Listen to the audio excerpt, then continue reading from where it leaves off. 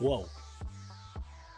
Feels weird. It feels weird. Good morning, good afternoon, or good evening, wherever you are. SQL WBA here. And today is the first time I'm streaming on YouTube. It's been something that I've wanted to do for a long time, and I promised myself after I got to 1,000 subscribers, I would. Luckily, and thanks to you all, I hit that milestone in around March, around mid March. So I've kind of been delaying the process a little bit. But we're on YouTube. We're on YouTube live anyway. For those of you who follow my channel on YouTube, you know that I actually stream on Twitch, and then I upload all my content to YouTube. But this is the first time I'm actually streaming on YouTube. So if you see this later on YouTube, or if you're on YouTube and I miss your comments or your chat, I apologize. I'm still getting used to a lot of different things here. But welcome to the folks on Twitch. Welcome to the folks on YouTube. I hope you are doing well today. And today it's a little bit interesting because I haven't had the time to actually take a really good look at the data set that we're exploring today, or the tools that we're exploring today. I'm just sort of gonna go ahead and share as I learn about it. So it'll be very interesting. But basically today we are focusing on the Ticketmaster API. Now, you may be surprised to know that Ticketmaster has an API, and apparently it's used by all sorts of different apps in order to interact with Ticketmaster, show listings for different events. I think even make purchases, but I'm not 100% sure. We're just using the Discovery API. So if you just Google Ticketmaster API, one of the first results you'll get would be the Discovery API, and you can go ahead and use that. You have to create an account, and I won't show the account creation process because it's quite private.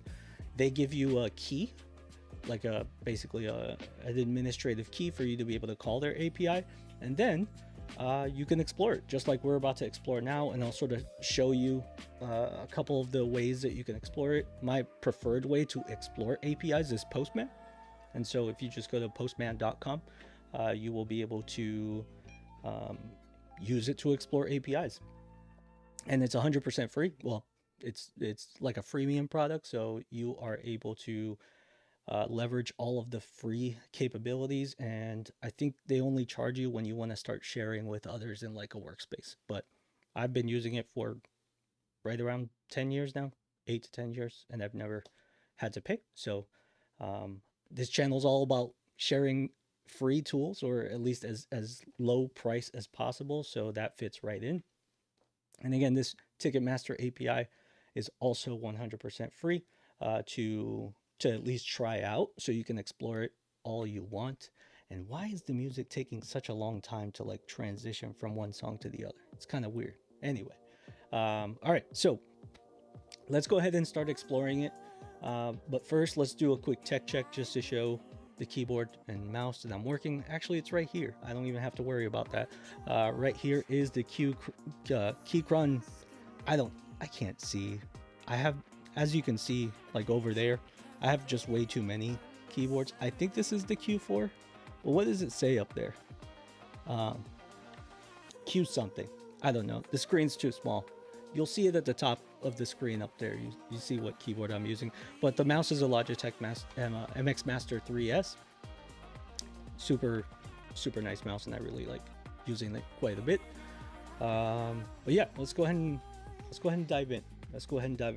I first want to give a special shout out and thank you to Have XKS, who is a colleague of mine that I have been collaborating with on these types of projects. So huge thanks to him for doing sort of the recon for this, so that we could confirm if it was like free, if it was semi easy to use, that sort of thing. And he sort of opened the door for me to go ahead and start exploring it. So huge thanks to him. And I think it's time to get started. I think I'm talking way too much, aren't I? Let's go ahead and get started. What we're gonna do is first just do a brief demo of the documentation. Now, if you want the documentation, if you're on Twitch, special people on Twitch, you get to just type like exclamation dataset and it'll come up. Let me try that. Exclamation dataset. There you go. If you're on YouTube, can't see any of that, so I'm gonna go ahead and send that in chat. And if you're on YouTube, you can go ahead and click on that link and it'll take you to the same exact page. Now, if you're watching this as a replay on YouTube, you will be able to have all these links down in the description of the video, which is somewhere around there. I don't know. Also, chapters. Chapters are important. The stream is going to be very long, as are all my streams. And so if you're watching this as a video, I am going to have chapters here that will allow you to just skip ahead to the parts that we like or that you're interested in. So speaking of the parts, number one, we're going to explore the API. Then we're going to use PowerShell to download the data sets to like CSVs. And then we're going to upload those CSVs also using PowerShell, or we'll try using PowerShell to SQL Server. So we'll explore the data sets inside SQL Server. And then finally, we will try to get there, create a small and quick, easy report in Power BI just to sort of show off the data. So again, exploring the API, downloading the API data with PowerShell to a CSV, then uploading those CSV files into SQL Server automatically using PowerShell as well, and then exploring the data sets in SQL Server, and finally making the report. Is that 5 parts? I thought it was 4 for a second, but it's definitely 5 parts.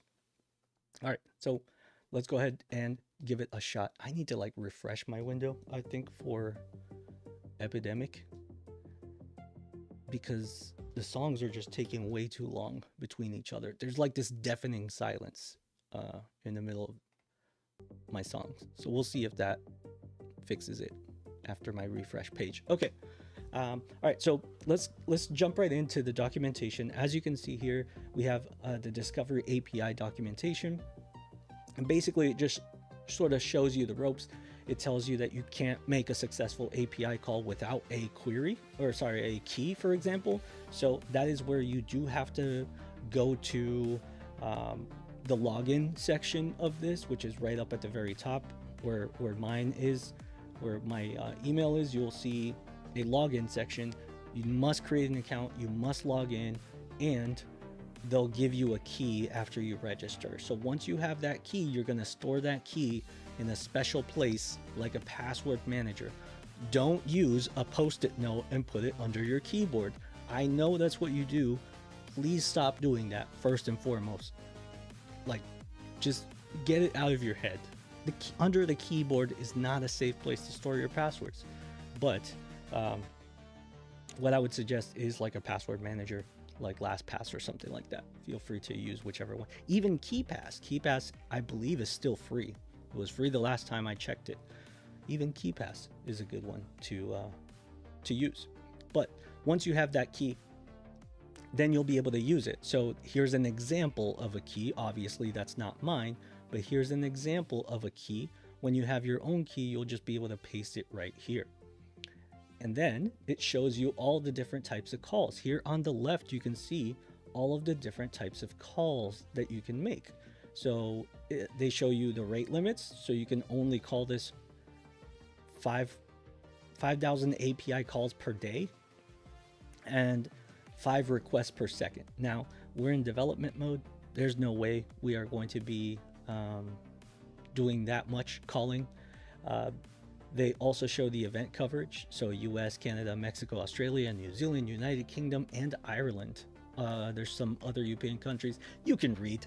I don't have to, explain that. And then deep paging, only support retrieving the 1,000th item.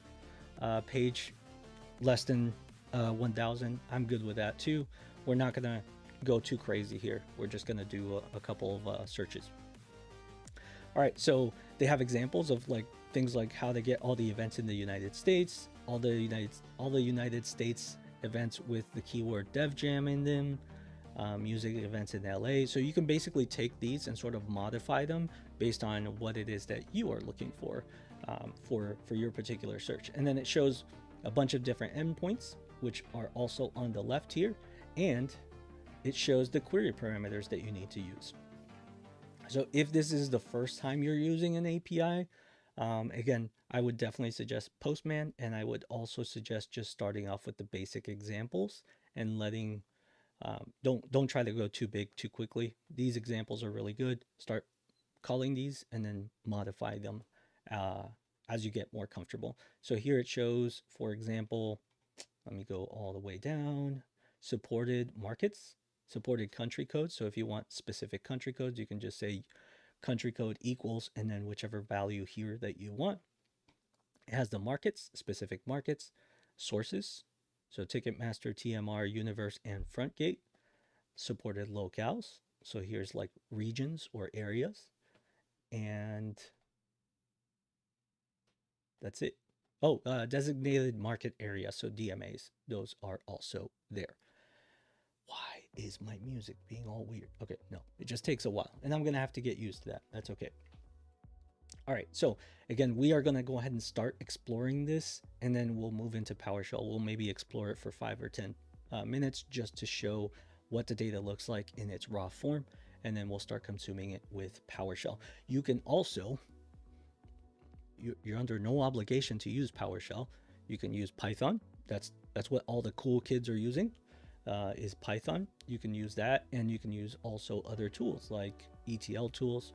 My preferred ETL tool of choice is SSIS with special adapters like Kingsway Soft or CData.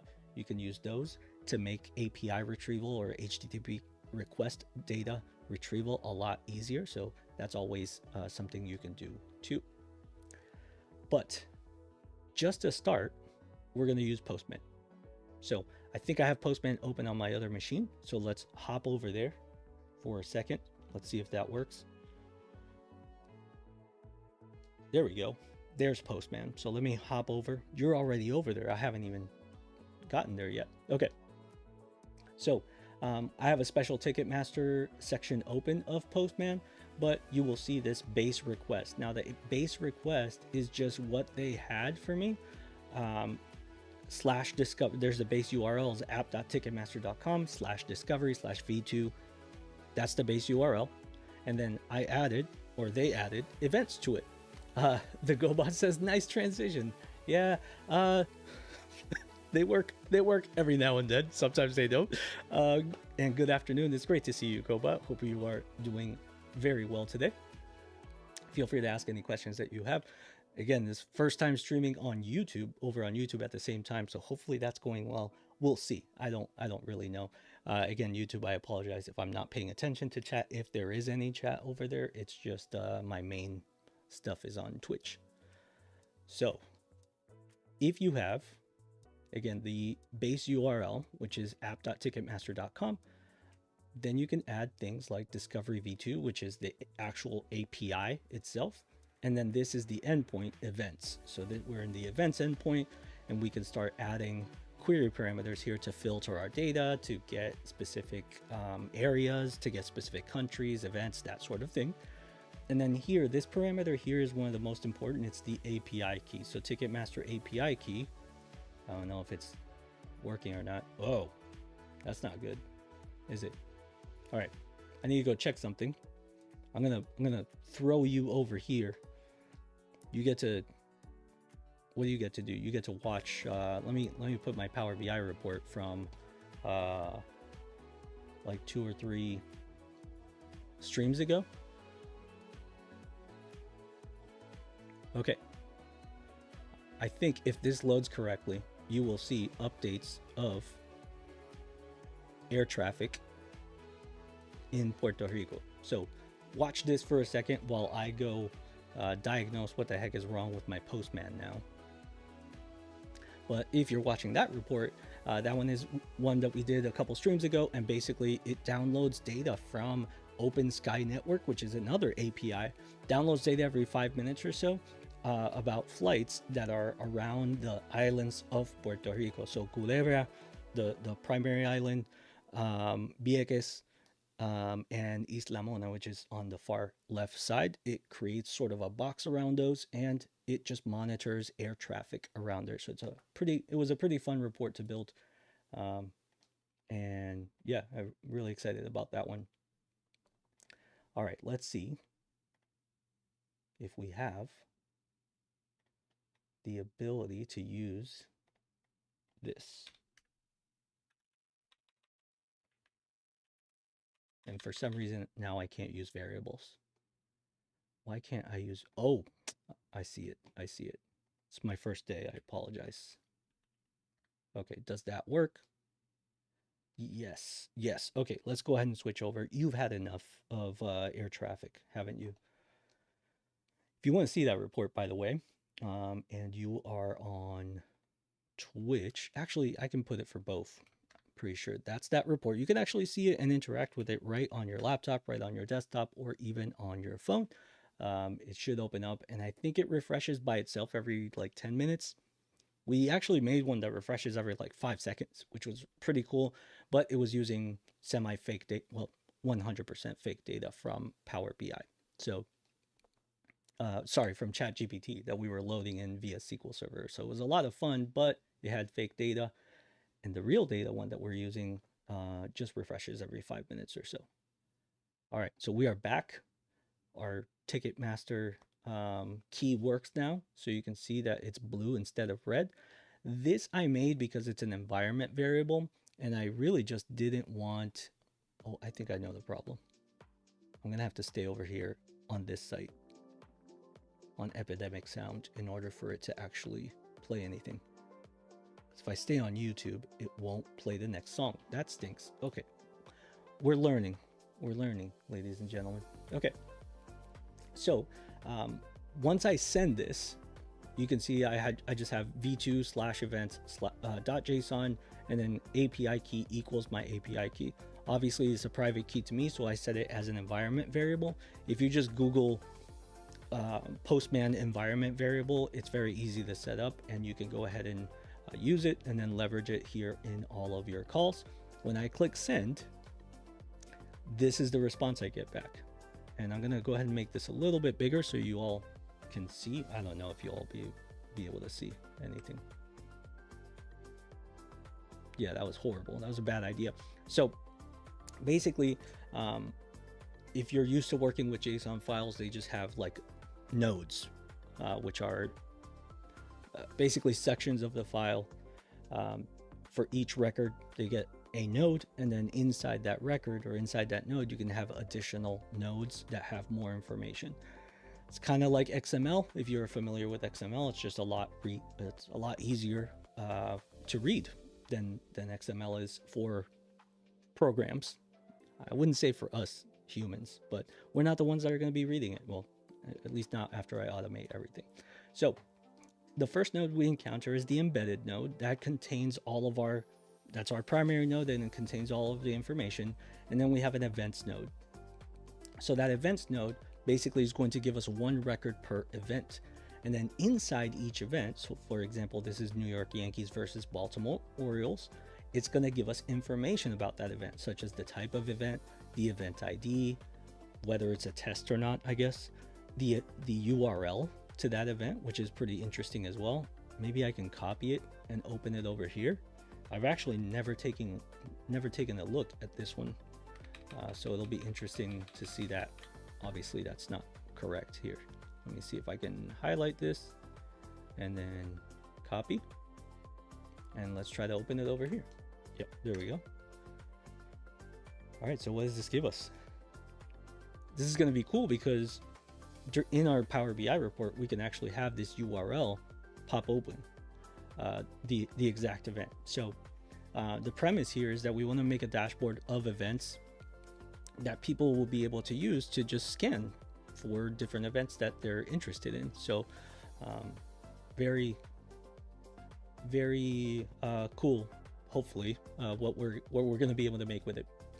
All right, so if we go back here again, we have the URL, we have the locale, and then here's where things get a little bit interesting. Here is another node inside the events node that has all of the images available for this event. So you can see it's sort of indented in, And then once the images are done, it goes back out to the events node where we have another node of sales. So we have sales that are public, we have sales that are pre-release or pre-sales. It has started end dates and also the name of the pre-sales. So there's definitely a lot of different levels. And with PowerShell specifically, it takes a little bit of finessing to get it right. So I'm hoping that we're going to be able to get it right, but we want to keep things as simple as possible as well. We don't want to go too crazy with these. So I think the one I ended up using was country code equals US.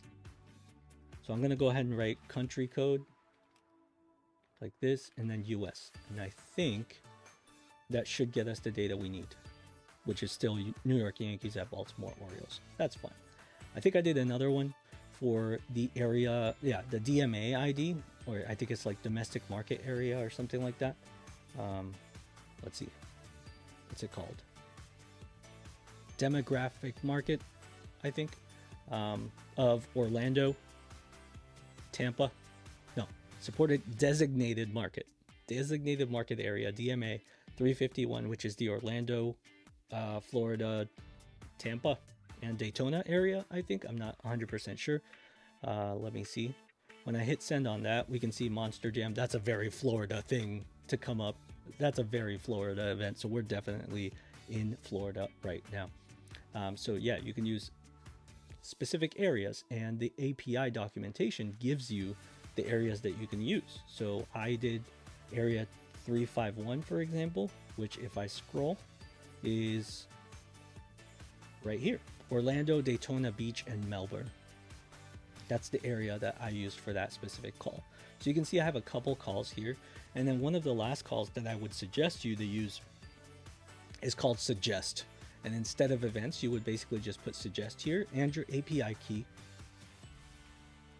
And it'll just give you suggestions of different records that you can look. Now, this one becomes a little bit more complicated because they can change. And so you need to write the code to be able to accept all those changes and sort of be a little bit more dynamic than you may be used to. So just proceed with a little bit of caution, I guess, on that one, and make sure it's exactly what you want. Okay, so because we have this data, now it's all about being able to sort of organize it and prepare it for CSV download. And again, you can use any sort of tool that you want for interacting with APIs and downloading their data. My preferred tool of choice is PowerShell. It's an object-oriented scripting language, just like Python is. For me, it was really easy to pick up. I picked it up for other purposes, but I made it work for this because there's a lot of tutorials out there.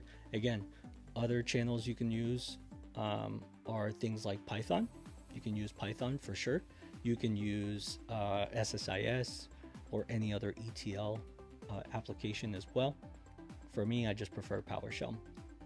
I'm getting to the point where I'm going to try out Python a lot more for different tasks, but for now, PowerShell is just working really well for me. So that's the one I use at work. So that's the one I prefer to use for these streams because I actually get to be useful and show you how instead of learn it myself.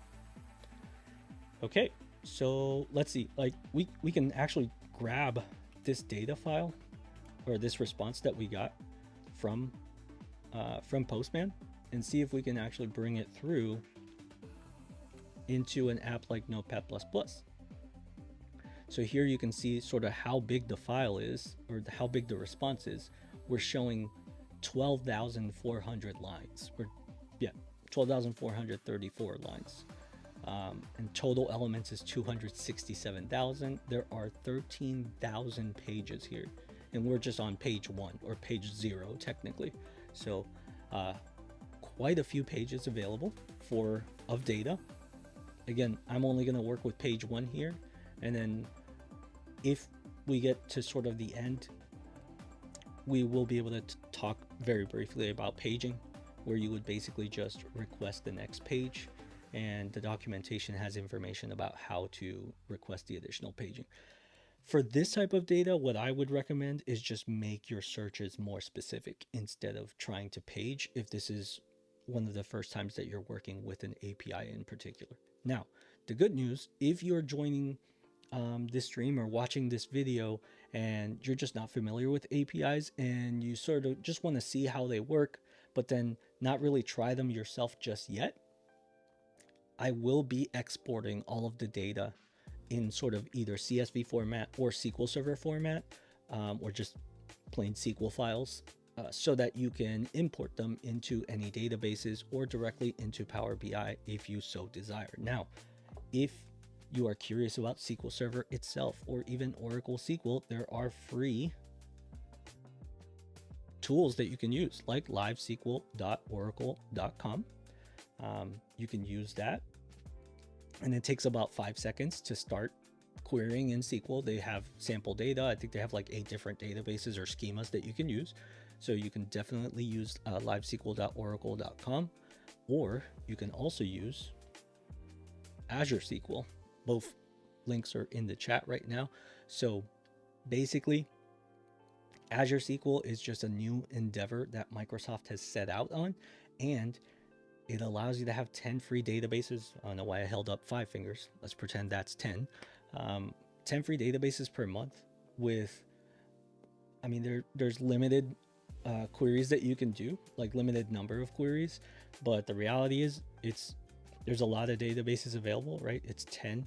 So for you to reach your limit as a student or as someone who's learning with 10 databases, it would take quite a bit of effort. So it's very cool that they did this. And again, if you look in chat right now, with right underneath the Azure SQL DB link itself is a YouTube video that I made on how to use it. I actually also have a video on how to use LiveSQL that's on my YouTube channel. You can feel free to check it out there if you are interested in learning how to use both of those tools.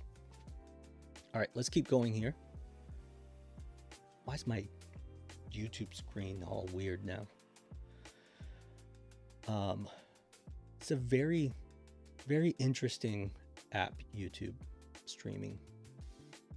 I have a lot to get used to there, but I honestly prefer Twitch. But again, I told myself I really wanted to stream on YouTube once I got to about 1,000 subscribers, which I hit in March. So thank you very much to my subs on YouTube for your support.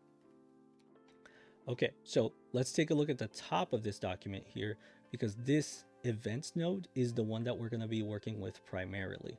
So let's just hop over into PowerShell and sort of talk about the scripts that I've already sort of started working on and see how they are holding up. So here is the script that I'm currently working on, and it's basically just a very, very simple PowerShell script. If you're a PowerShell expert and you see this, you're probably going to have a lot of things to say. That's cool. You can feel free to say those things. I'm making it work for what I need, and I'm taking PowerShell in a bunch of lunches. I already took DBA tools in a bunch of lunches, but I'm taking PowerShell in a month of lunches. Or reading through it. So if you have any suggestions on things I could do better, let me know. Let me know in the comments on YouTube, or I think in Twitch chat, you can probably let me know too. Or you can follow me on my socials. They're there, right there. And tell me what I'm doing wrong. I'm happy to learn and make things better. Okay, so the first section is just clearing variables. So let's actually make a comment that shows clear variables. Then I made a password file. That password file is basically me creating the API token as a more secure password file, so that I wouldn't have to put it in plain text and show you all fine people, because I know you all are trustworthy. I trust you, but I sort of don't. And I feel like if you got a hold of my key, you would probably like start spamming the Ticketmaster API or something and say it's me. So I don't want that. And you shouldn't either, right? If you're planning to share these files with anyone at all, please make sure that you're using text files. It's very simple to create a text file with a string in it, and then use, where is it? I don't even know where it is. Get content. You can declare a variable called API key, and you can use the get content function to get the contents of the key file that you create, and you're good to go. Then you can just use it as a variable. So first we have the URI, which is again the base URI discovery v2. Then I have some headers that just tell the system that I'm pushing the request in JSON and I expect JSON back. And here we have an endpoint. So this is the one that you can change to be like suggestions or whatever other stuff that they have in their documentation. Event, attraction. Here's attractions. You can change it to that. But we're just going to stay in events for now. And then I have my API key designation. Basically what I'm trying to recreate here is, if you look, this Postman URL, I'm trying to just piece that together in PowerShell and then send it off as a complete URL, right? As a complete URL request. So that's what we're doing. Now, what I want to do is also make sure that I'm not sending that in my text here. Yes, okay, I deleted that. So again, here in this step, I combine the base URI with the additional endpoint, and here I have to say, and the API key. Then I'm making the actual call. This is where the actual call is made to the API via PowerShell. Invoke REST method is the function that I use, or the functionality that I use, and it works really well for me. I'm a big fan of it. Then we can sort of ignore this right here for now. So I'm actually going to wrap it in comments like that to make it all green. So PowerShell is going to ignore it when I run. And then what it's going to do is show me the response. So it's going to make the request, store the response it gets into the TM response variable, and then I want to just show the response. So I'm going to show the response as a format table, meaning rows and columns within PowerShell here.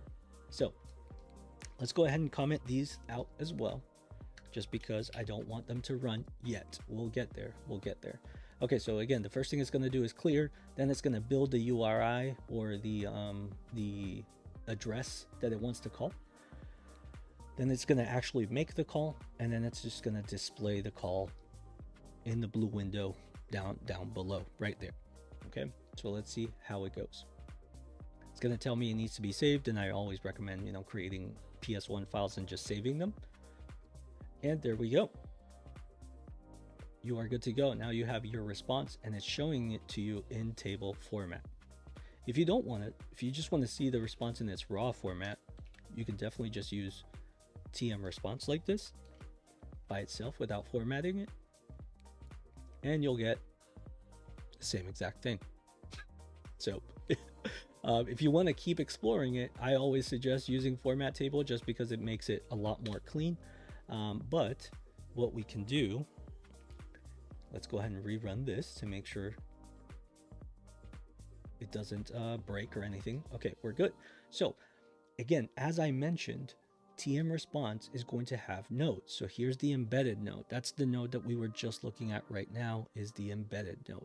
But we want to get to the events node. We want to see what's inside here. And you can sort of see a little preview of it right here.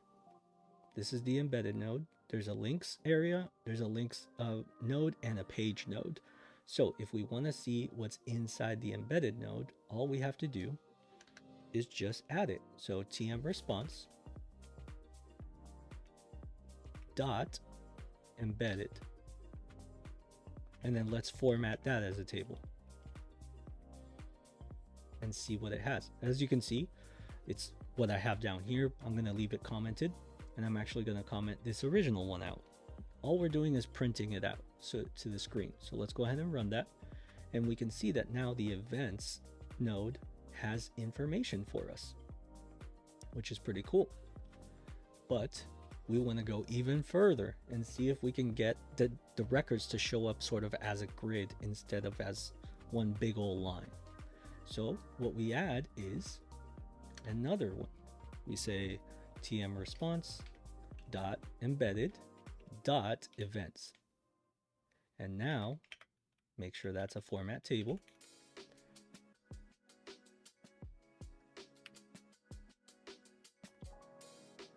And let's see if that works. And yes, this is exactly what we're looking for. The data in this type of format. So this will allow us to export straight out to a CSV, and I'll show you that in a second. But before I do, I want to show you that there are some nodes, like these images nodes, that are even further in. So those are still going to show in that format. And the code that I commented up here, this code is built so that you can actually dive into those nodes and take some of the surrounding nodes with you, or some of the data in the surrounding nodes with you. Why? Because I always try to flatten the data as much as possible so that it's all sort of one row. And for specific scenarios like this one, you'll see that this one event, New York Yankees versus Baltimore Orioles, it has multiple rows of images inside of it.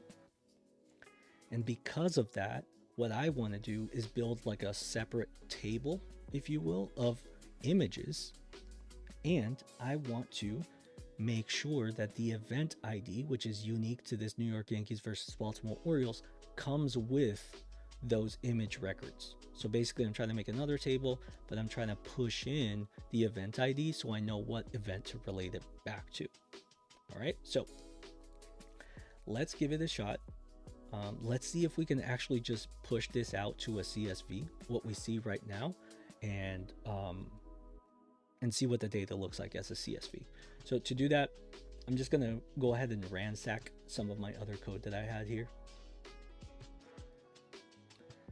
which is this right here,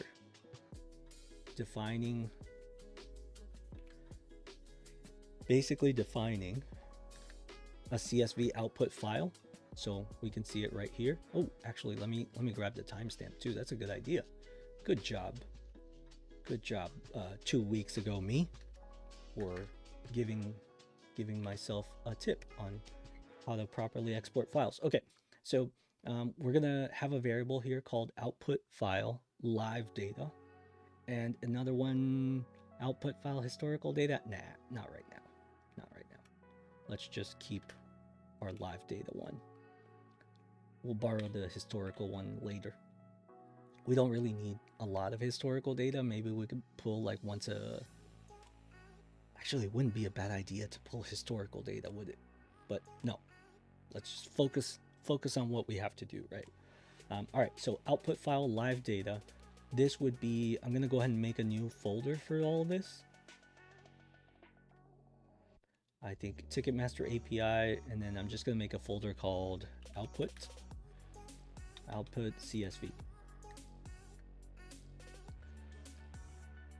And then let's see, it goes here, and I'm keeping things very basic. And again, if you don't create this this folder, the PowerShell export's just gonna fail. Like, it's not even gonna run.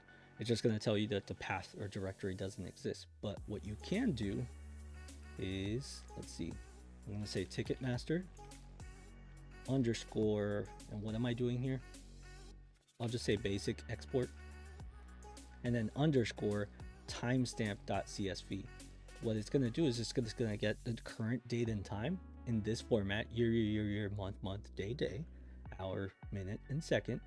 And then it's just going to tie that to the end of the file. So this is not really creating the file itself. This is creating the name or the path of the file that I want to export to. Here is where we're actually going to create the file itself using the export CSV function. The path is going to be this value here. It's just going to get replaced. We're telling it we don't want any data type information about the columns, UTF-8 encoding, and my favorite delimiter is the pipe, the vertical pipe. I do not like using commas because when we're dealing with like city province or city state or city province country or something like that, you're very likely to find a comma there. And so I want to make sure that I don't have to like do any fancy stuff like quoted identifiers, even though you should always do it anyway. For me, vertical bar is barely ever used in actual data, so I get to use it as a delimiter. If you do use vertical bars, then you can always use something like a tilde or something really, really rare. Colon, semicolon, tab is another one. So definitely feel free to use whichever one you feel is best. All right. So let's see what it looks like. I think I'm okay. No, what I have to make sure is that this custom response, I replace it with tm response.embedded.events right here. This is what I want to export, tm response.embedded.events, which is what we see down here in the grid. I want to export that to a CSV, and there is my path. I think it's time to try it. Hopefully I have everything right. We'll see. All right, just gonna hit play. But if you want to just run specific parts of the file, all you have to do is highlight those parts and then just run the script right here, or run this selection, and it'll run the selection instead. So now we can see that it displayed the data, which is fine because I asked it to, but did it create a file? Did it create a file? Looks like it sure did. Ticketmaster basic export 2025-03 and then 122642, which it is here. Not where you are, probably not where you are, but it is that time here. And I just closed my YouTube streaming window. That was very dumb. Let's see if I can open it back up.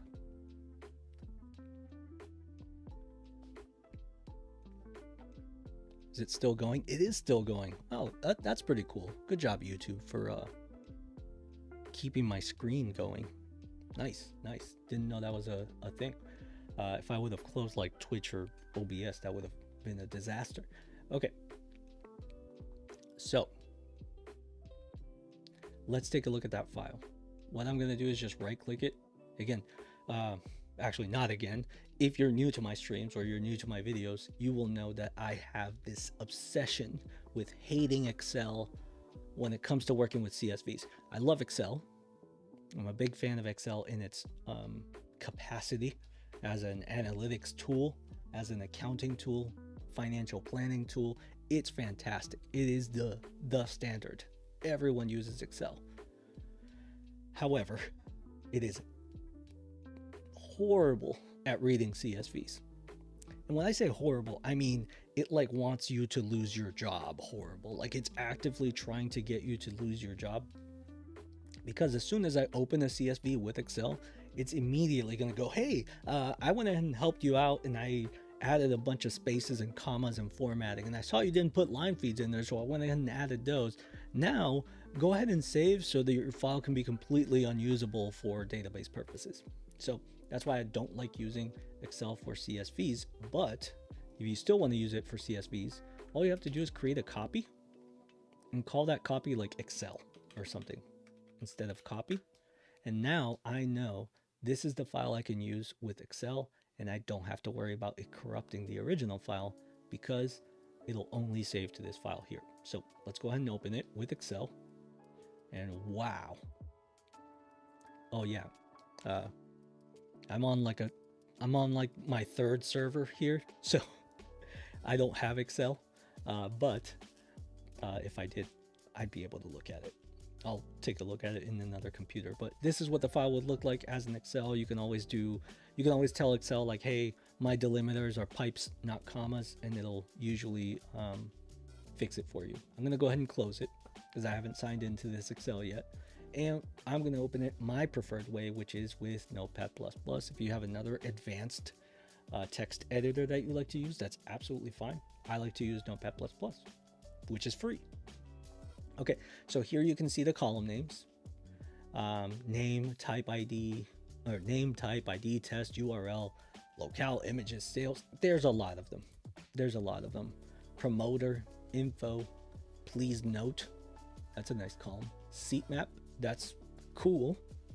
I have no idea what that does, but that's really cool. accessibility, ticket limit, that's a good one, age restrictions, ticketing, links, and embedded, which is weird because I thought we were already in the embedded node. I'll have to see what that sort of looks like. It's very interesting. It's very interesting.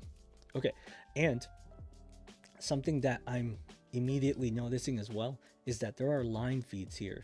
Okay, meaning right here we're still in the same value, yet it asked us for another line.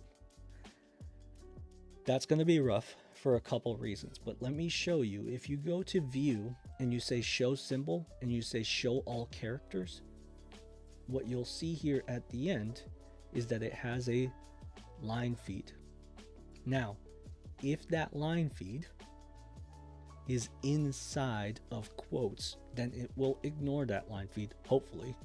But if it's not, you're going to be in some trouble, unfortunately. So we'll take a look at that a little bit later. But before we go like diving into SQL Server or even Power BI, because right now at this point you can actually start using this file in Power BI if you wanted to. Before we do that, I'm going to go ahead and download another section of this, which is the images. I want to take a look at the images and see all the data inside there. So again, this section of code here, I had gone ahead and commented out, but I'm going to go ahead and uncomment it just so I can show you what it does. And basically I called this variable TM, or Ticketmaster response event. Now it goes all the way into TM response, embedded, and events, but then for each record it shows, it also creates a sub-object when it gets to the images node. So this images node actually brings in the event ID from the event node. It brings it down into the images. So let's see what this type of data looks like, or what this sort of data looks like. And that is TM response event right here. So we're going to see what TM response events looks like. I'm going to go ahead and comment out the file creation stuff and just say TM response event and format dash table. Let's see what this looks like. And here we can see that this lower section here was just TM response event. Now, I was a little hesitant to just include the event ID without the event name for each of these. But now that I see that the event name is coming in correctly and that it's transitioning from one event name to the other, here we can see it goes from New York Yankees versus the Orioles to New York Yankees versus the Astros. I can see that those are two separate events. And so I can trust that this event ID is going to get us back to the correct event, which has the event information, or the event record, which has the event information. So what I'm going to do is I'm actually going to remove the event name from this sub ID here. However, there are more values to check out in the event ID. I'm going to go ahead and select view, show symbol, and then uncheck show all characters so it's a little bit cleaner. We can see there's a ratio, a URL, a width, height, fallback, and an attribution. So we actually want to get all of those back over here. Let's go ahead and copy this so we don't have to go back and forth a billion times. I'm going to paste it here inside a comment. And now we're going to just go ahead and add them here. So we have image ratio and URL already. Now I'm just going to create some additional ones. So I'm going to create width, which is just $_ width. Then I'm going to create height.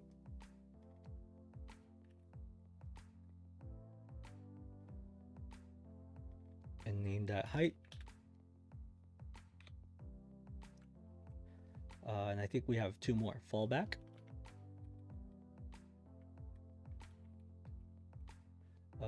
Let's do capital W and capital H for height. Fallback is just going to be fallback. Everything else though, everything when you're interacting with this API, it is not case insensitive. Meaning, if you swear that you have the right word typed, like API key for example, if you swear that you have that typed correctly, or country code or whatever, take a second to look at the case that you're using, and I'm almost guaranteeing you that you just have a case issue where one of them is capital and the other one is not. So that happened to me a couple times, and I want to make sure that all of this that I have here is also in the correct case. So that's why I copied the response over here, is so that I can be 100% sure. Attribution. Ooh, and I'm gonna name these like image width, image height, because I get to choose what I want for my column names on this side. Okay, so there we go, image attribution, and then I'm just gonna say equals $_ dot, and it's attribution.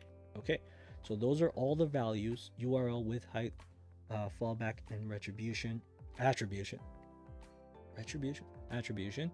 And then it has the event ID from the above node, or from the parent node from it. So this child node images, we are going to go ahead and export it to its own file. But first, let's see what it looks like. I just want to see what it looks like. So let's see, I think it's TM response event, and then we're going to just display it as a format table. Let's see if we can get all of the fields instead of just the ones that we see down here on the bottom. Super. Okay, so we do see all of them as a grid, and let's go ahead and create a file of these events, or of these images. But first, I actually want to rename this, because these are actually TM response event images. So I'm going to rename this variable to TM response event images right here. Event and images for the event table. Sure. Actually, this is going to be for the images table, right? Yes.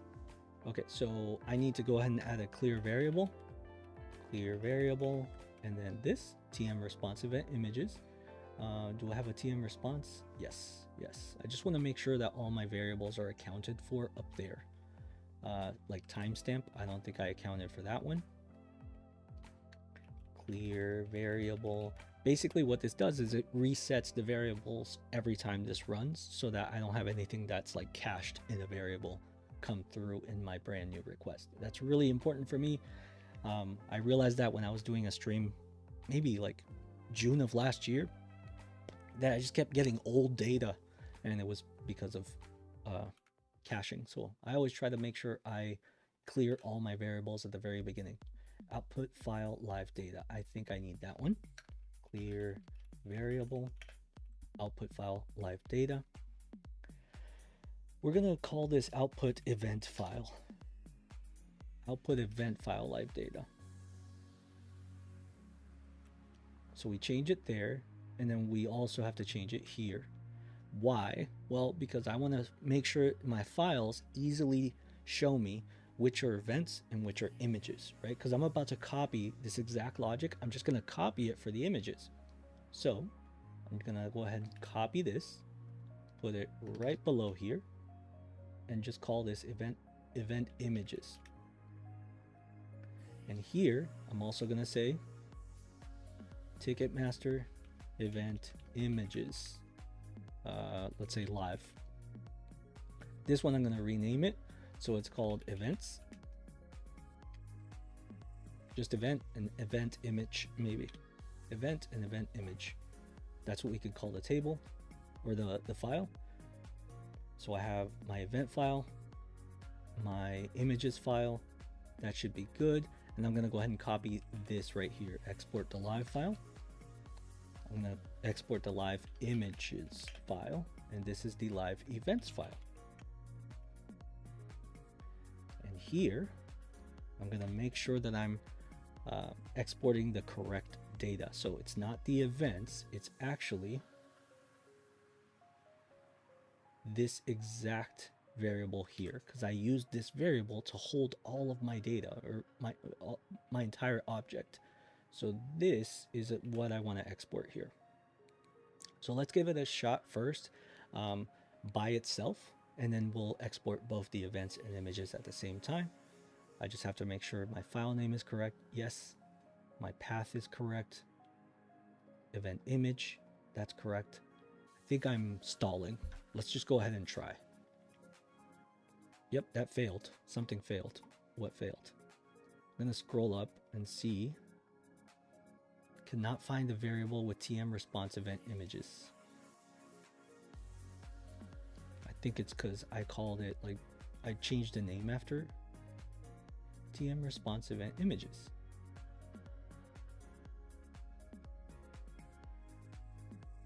It's right there. What do you mean you can't find it? I'm already messing stuff up, aren't I? That's what I get. Let's see if it exported the file. TM response. Okay, it exported event, but not event images. That's interesting. That's really interesting. Okay, so I actually need to take an ad break on Twitch. If you are not familiar with ad breaks on Twitch, I'm gonna go ahead and just use the time to play some GeoGuessr so that nobody misses anything. So I'm just gonna sort of pause right here for my development. I'm gonna go play some GeoGuessr. If you're subscribed, you will be able to play with me, or at least watch me play. I wish you could play for me because I'm terrible at GeoGuessr, but we will be back in about 3 minutes, and we will keep this going. So I will be right back.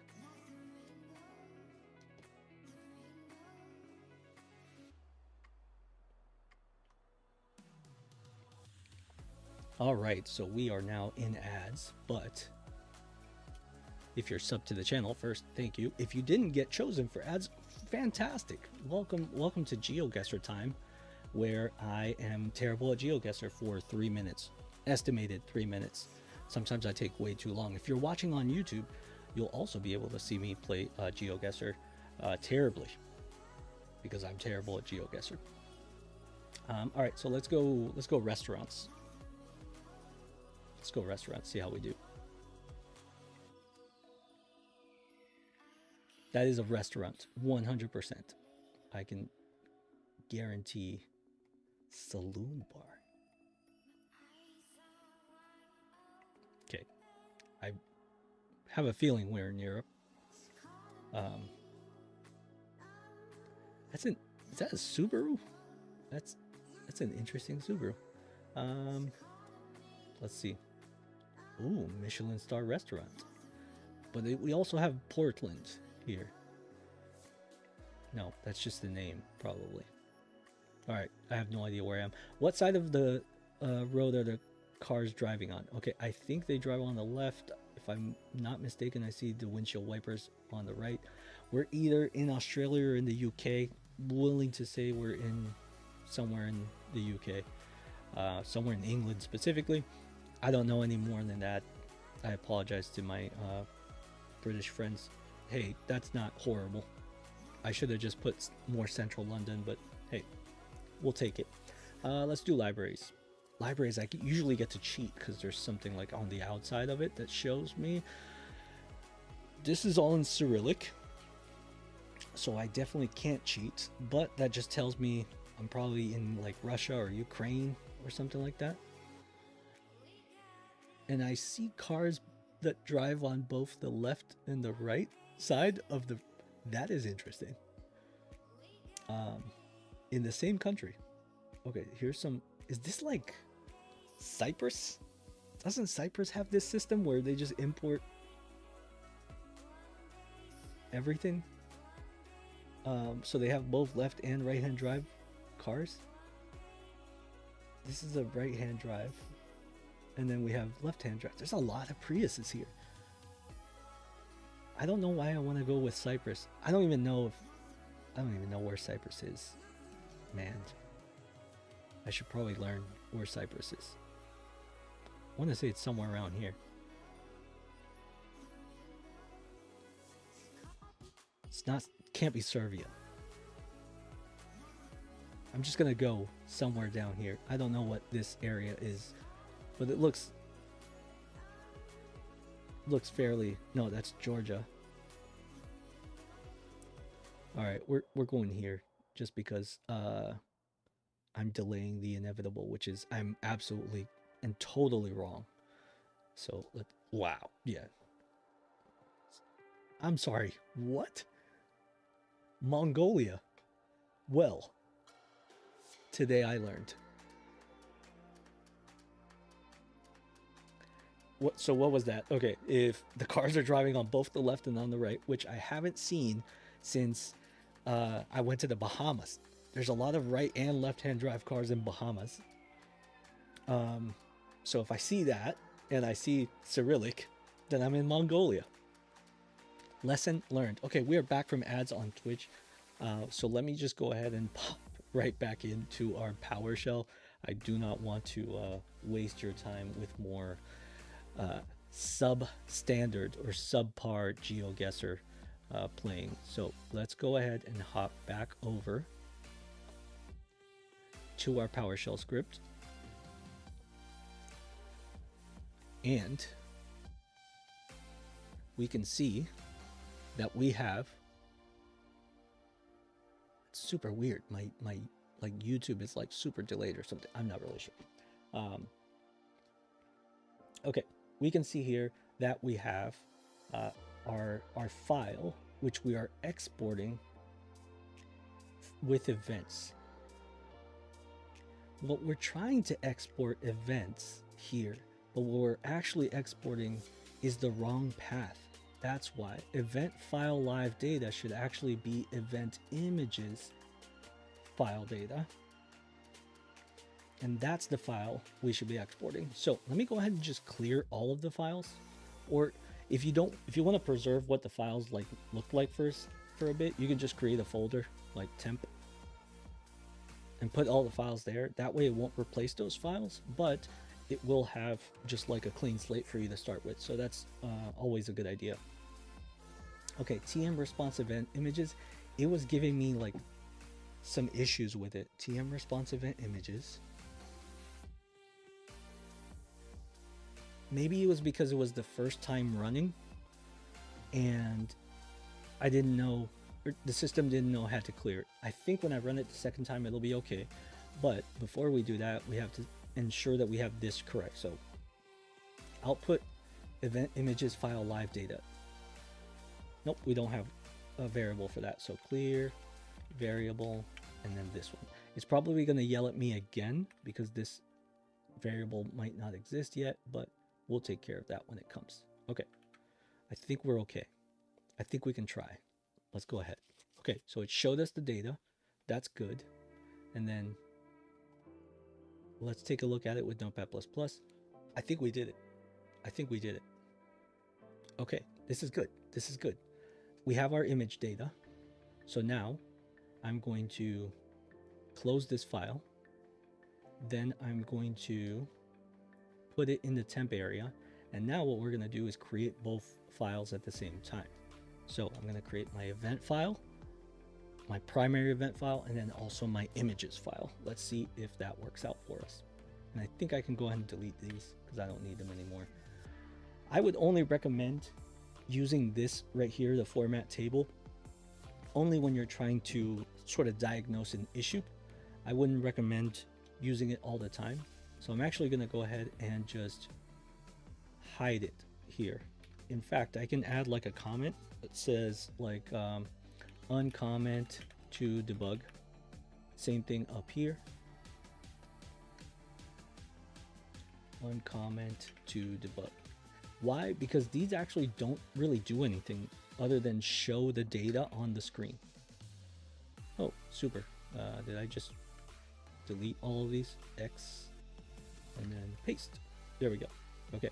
All these do is show the data on the screen, so we don't really need that. We just need them. We just need it to create the files for us, right? So let's make sure that this is empty. It sure is. And now let's go ahead and hit play. Did we like separate into two separate areas? View, script pane. Where is the view command? Show script pane. There we go. Okay, now we're on the same screen again. That was very strange. All right, so did we create the file successfully? I think we did. There's the event, and then there's the event image. I forgot to put live on the event. So event underscore live. You don't really have to designate which one's live and which one's not. That's really just a me thing, because what I like to do is I like to have one file that is just the latest data, and then another file that just has data coming in constantly, or that I can run like every 10 minutes or every hour or every day or something. The live one will only have the live data, like what's currently in the system, and then the historical file will have just a history of what the data always look like. So that's just a personal preference. You do not have to do that unless you want to track how the data goes, which I think I want to do with something, but we'll see how that looks. Okay, temp, there we go. Okay, so let's go ahead and run one more time just to make sure everything works. We have the two files. We have event image data, which is right here. Fantastic. And then we have event live data, which is also here. Super. So I do want to just grab one more node. I know I'm being like a little extra here, but I want to grab one more node because I saw, let's see, sales, right? You can grab the sales node.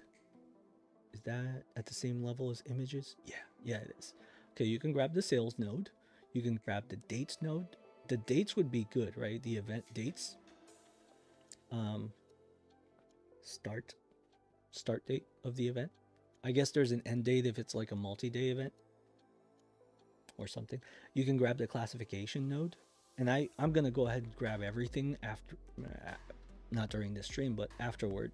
But there's a lot of data here for you to be able to explore, like ticketing, links to the venue. That's pretty cool.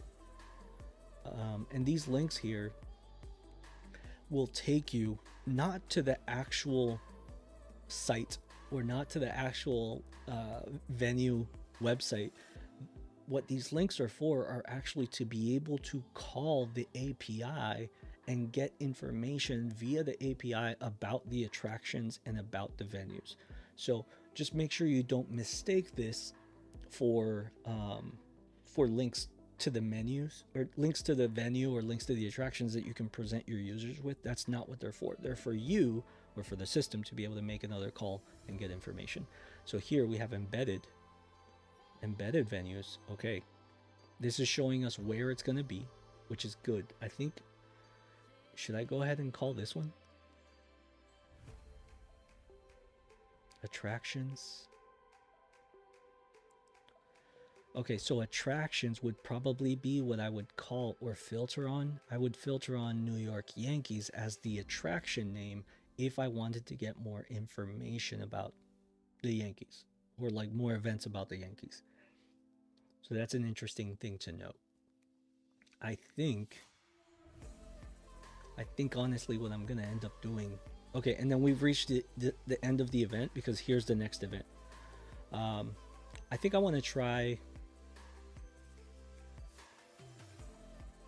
Where is it? Dates. I think I want to try dates. Let's try dates. Let's see if I don't mess this one up. Okay, so I have one that runs, you know, if you want to create another copy of this because this works for you right now, feel free to. I'm obviously going to share all of my scripts when I'm done. That's just something that I do. So just know that by the time you see this like recorded on YouTube, you'll probably be able to access the files via my GitHub or Google Drive. GitHub if I ever activate my GitHub, but definitely in Google Drive. at the bare minimum. So what we're going to do is we're actually going to just copy this code, which is what I use to extract the images node. And then we're just going to repurpose it for our, what was it? Dates node, I think it was a dates node, something like that. So we will see how that looks. Okay, so let's see. I think I have to check out my YouTube stuff. Again, if you're on YouTube, I apologize if I'm not keeping up as well with it. First time I'm ever streaming on YouTube. I've been streaming on Twitch for a couple of years now, but never on YouTube. So apologies if I don't see your chat or things look a little weird. I'll take a look after the stream and correct anything that needs to be corrected. Okay, so we're gonna take this right here and we're gonna just paste it right down below, and we're gonna change this to events dot, yeah, nope, embedded dot events dot, I want to say there was supposed to be a, oh, okay, sorry. So in events, there should also be a dot dates. So we're going to replace it with dates like this. And then let's take this dates node and just copy it over there so that we sort of know what's going on without having to flip back and forth a billion times. So let's open up a comment, paste this, and then we can close the comment like that. Super. Okay, so when I'm in the dates object or the dates node of this, now I'm going to be able to interact with all of the subnodes like start, like time zone, and like status. I think. I don't know. We'll see how it goes. Okay, so I'm keeping the event ID. I'm getting rid of all of these except for like the first one. Arabian Andy says, hello, I just joined. Hope you're doing well, Arabian Andy. Arabian Andy asks, what are you doing? We are. Oh, Arabian Andy says, I discovered you through Reddit. Fantastic. Because for some weird reason, my Reddit account, it actually just got suspended for some weird reason, like 2 weeks ago, because they felt, I don't know, I probably got auto flagged or something like that, but I really sort of confused as to why my Reddit account got auto suspended, because all I ever post is positive content on there, like Power BI stuff and SQL Server stuff. So it's super weird. Arabian Andy says, sorry to hear that. I'm just confused, if I'm completely honest, because I've made a couple appeals and just let them know, like, hey, all I ever do is post positive content on here. I just post links to my videos when I'm helping someone, and it's just really weird. I'm sure it was like an automated filter or something like that caught it, but I don't post anything controversial. I don't post anything negative, so it's more confusion than anything else. So if I make another account and try to post content with it, like related to me, it'll be probably considered ban evasion. So I'm probably just going to stay off of Reddit for a while and just switch to like Instagram or TikTok and stuff like that. So we'll see how it goes. But Arabian Andy, you asked what I'm doing. We're just exploring the, if you type exclamation data set, you should be able to access the documentation for the Ticketmaster API, which we are exploring. We're exploring it with Postman earlier, and now we're exploring it with PowerShell. We're just downloading all of the data for specific events. So if you want to build a website or an app or a Power BI report or practice some SQL data about Ticketmaster events, you can feel free to use this API, and the video that's going to result from this stream is going to sort of walk you through how to explore it, how to download the data. Right now, we're in the downloading the data section. So as you can see, there's a lot of PowerShell scripts right here, or one big script. What we're doing is downloading the data from the API. We got it as a JSON, and then we are exporting it to CSVs. As you can see, here's a CSV of all of the events. And then here are event images, or sorry, this one's the event images, this one's events. So we're sort of building a little data warehouse out of CSVs, which I'm then going to import into SQL Server and hopefully eventually make a Power BI report out of it hopefully during this stream. I don't know if it'll take too long, but we'll see. We're trying. We're trying. But yeah, let me know if you have any questions. Happy to help out in any way I can. Arabian Andy says, nice. Thank you. Thank you. Yeah, we're usually I'm a little bit more prepared as far as like brand new data sets, but I think it's really fun to sort of show the discovery process itself.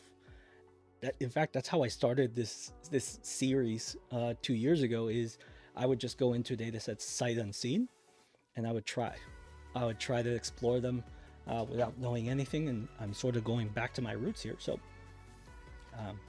so far it's going okay, but you never know.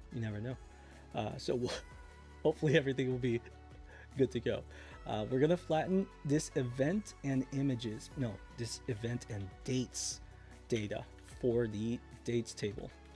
Okay, so now that we have our dates here, we are going to take our sample data, which is dates.start. Ooh, I wonder if I say event date start, then I can use start here.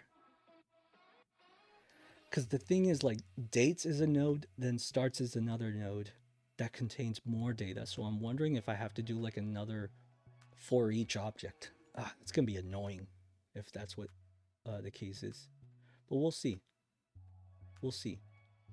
What if I do something a little drastic and I say event date start dot local date? Maybe that'll work. We'll see. We'll see. Let's keep it simple right now, and let's just do this. You know, because of the fact that let's add some indentation here. This is sort of what the structure of this particular node that we're in right now looks like. It's dates, which is itself part of events. So dates start and then local date. I think that if I just do dates.start.local date, it will give me this value here, right next to the event ID. I don't know. It's my first day. If you haven't noticed, my first day.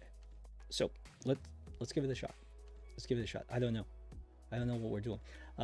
Let's change this variable name to event dates, right? Because we need to change it to event dates. There's already an images one that's getting images data. So what we're going to do is basically just, again, copy paste. We already set up successful exports for the events and the event images. Let's just set it up again for the event dates. Let's see what that looks like. So down here, why don't I use some like separators, some cool like comment gardens or something? People still use comment gardens, right? Sure. They still use them, I'm sure. Okay, so we're gonna reuse this for the live file, blah, blah, blah, event images file. This is gonna change from images to dates, and then this will be event date live. Now I have to grab this variable here and clear it at the very top. There we go. And now I can go back to the bottom. This was me building the CSV, but now I'm going to make sure it gets exported. So this is to export the live dates file. I'm going to use TM response event dates, which is right here. There we go. Export CSV to what path? To this new path that we created for just date files. And we're good to go. The encoding's UTF-8. Nothing else really changes except for that. So let's see if we get any data. See if we get any good data. I'm gonna go ahead and put these into the temp again, and let's run. Oh, it's got lots of errors there. Oh no, I didn't get. This is output events dates file live data. It did error out, but that's only because the variable did not exist yet. It hadn't been created, and so it couldn't find the variable to delete it. It didn't actually cause any trouble. It's more of like a passive error. If you're watching this and you're a PowerShell expert and you can tell me a way to avoid that, possibly using something like is null, maybe? Like if the value is not null. Where is it that I have that? if this value is not null, then clear it. Maybe that's a way I can avoid that whole issue. But seems like a lot of work for very little return. Okay, we should have 3 files now here. And yes, we do. Did our date data come back correctly? Let's find out. We're gonna right click and we're gonna edit with Notepad++. And look at that. We got it. We did something right. Isn't that crazy? Wow. Wow. I think it's time to call. Let's end the stream here because this is going to be the best part of it. Everything from here on out is going to be downhill, 100% downhill. So I think let's just celebrate it. Go play some more GeoGuessr. Should we? What time is it? No. Still have another half hour or so before I play GeoGuessr. So let's just keep going until we make more mistakes. Like Bob Ross. There we go. Okay, I had to reset my teleprompter for a little bit, but hopefully everything looks okay. And I'm not like out of shot. I feel like I'm like out here for some reason. But yeah, Arabian Andy. I'm glad one of us is laughing because this is just me panicking about making more mistakes. So I appreciate you. Okay. So again, we are good with dates, which means that we can keep slamming things about the date in here, right? So like event date start, I misspelled event date start, but yeah, you didn't catch that. You didn't catch that. I'm glad. None of us are paying attention. None of us are paying attention. That's good. That's a good thing. Okay, event date start. Let's go with event time start equals. Why don't I just copy the ones above? They're already written correctly. Why am I wasting my time typing? Start dot local time. Oh, and then there's just like a datetime one. Why not use datetime? Event time start. This one's going to be event time start. This one's going to be event date time start. My variable names are starting to get a little redundant, aren't they? There's the date time. Is the date TBD? We can grab that.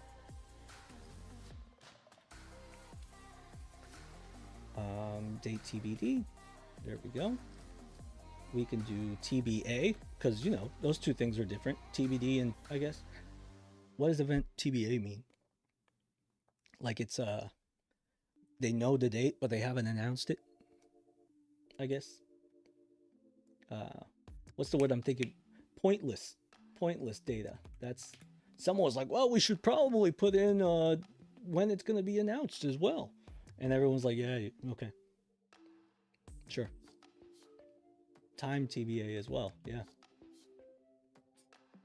If there's one phrase I dislike with a passion, it is a date for a date. I've heard that many times in my career. It's like, can we get a date for a date? And it's like, no, just give me the date. Like, just tell me. Just tell me when I can expect this or when you need it by. And I'll do the same. But date for a date is dislike it with a passion. Dislike it with a passion. Am I babbling again? Event date. Am I supposed to say event time TBA? Yeah. Okay. I think that's it. What does no specific time mean? It just means it's happening all day. Yeah, let's bring that in because, you know, you can never have enough fields, I guess. A lot of these are just wasteful. Wasteful fields here. Okay. Event no specific time. And we can see this is perfectly indented, right? We are the masters of indentation here. And I'm using spaces because for some reason tabs is not working. If you're a fan of Silicon Valley on HBO, you will hate me probably. Okay, so I think we're done. I don't need to. Oh, status on sale. Should we do that too? Ugh. feel like we're grabbing too much data here. But you know what? I said I want to import the whole dates object. So let's just, what are we gonna call this one? Event time zone. Sure. Event time zone. That is not inside the start. That is actually in event. Now I'm confusing myself, but I think I got it right. Event $_ dot time zone. I think I can just use it like that. Time zone.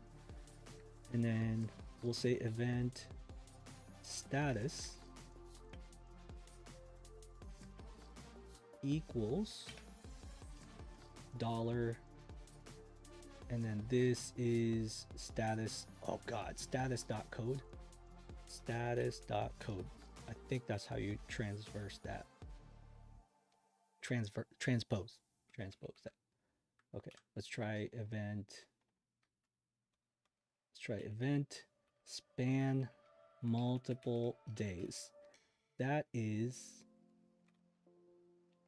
just span multiple days, and it's right here. I think that is how you do it. We're gonna try. We might fail. Like quite catastrophically. So apologies in advance if this looks absolutely terrible. We'll see. Okay, output. Let's just grab all this stuff and put it in temp again. Our temp's getting pretty big. I can guarantee you that this says temp, but I'm never going to look at it again. I'm never going to touch it again. These files will just live here for as long as I have this server. You know, you do the same thing, so whatever. All right, let's just make sure. No, our file, we already built it with our simple version, right? So now we should just be able to run this, and hopefully it looks good. Yeah, let's just quit wasting time here and run it. Okay, now, does my date file look good?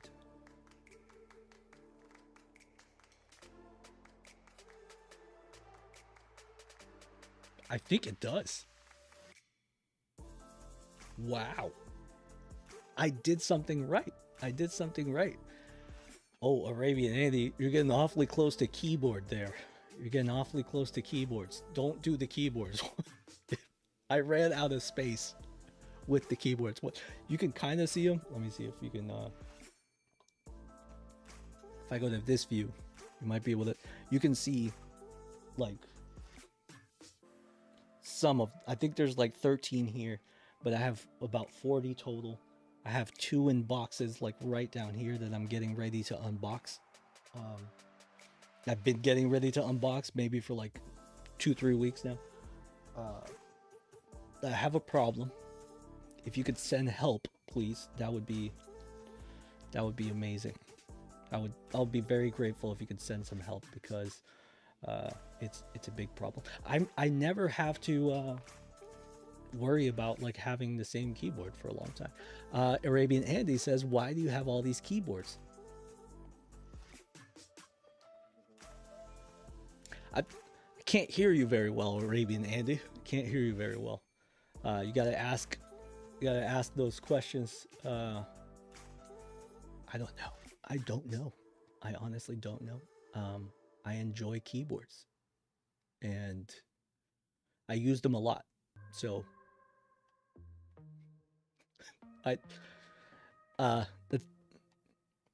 moving on. So here's our file, and it looks great. It looks absolutely fantastic. So we should be good to go in setting up like a little data warehouse here. Now, again, these are very small bits of data, right? When we're really looking at the events, we're not looking at a lot of them. I think like 10, but it should be enough to sort of build a mold, build some structure, so that we can then expand our search to get more and more data out of it. So that's what we're really prepping. And again, I just want to make this as easy as possible for all of you, so that you can just follow along and not have to worry about tons and tons of data coming at you. We're just working with a few records here, so let's keep that.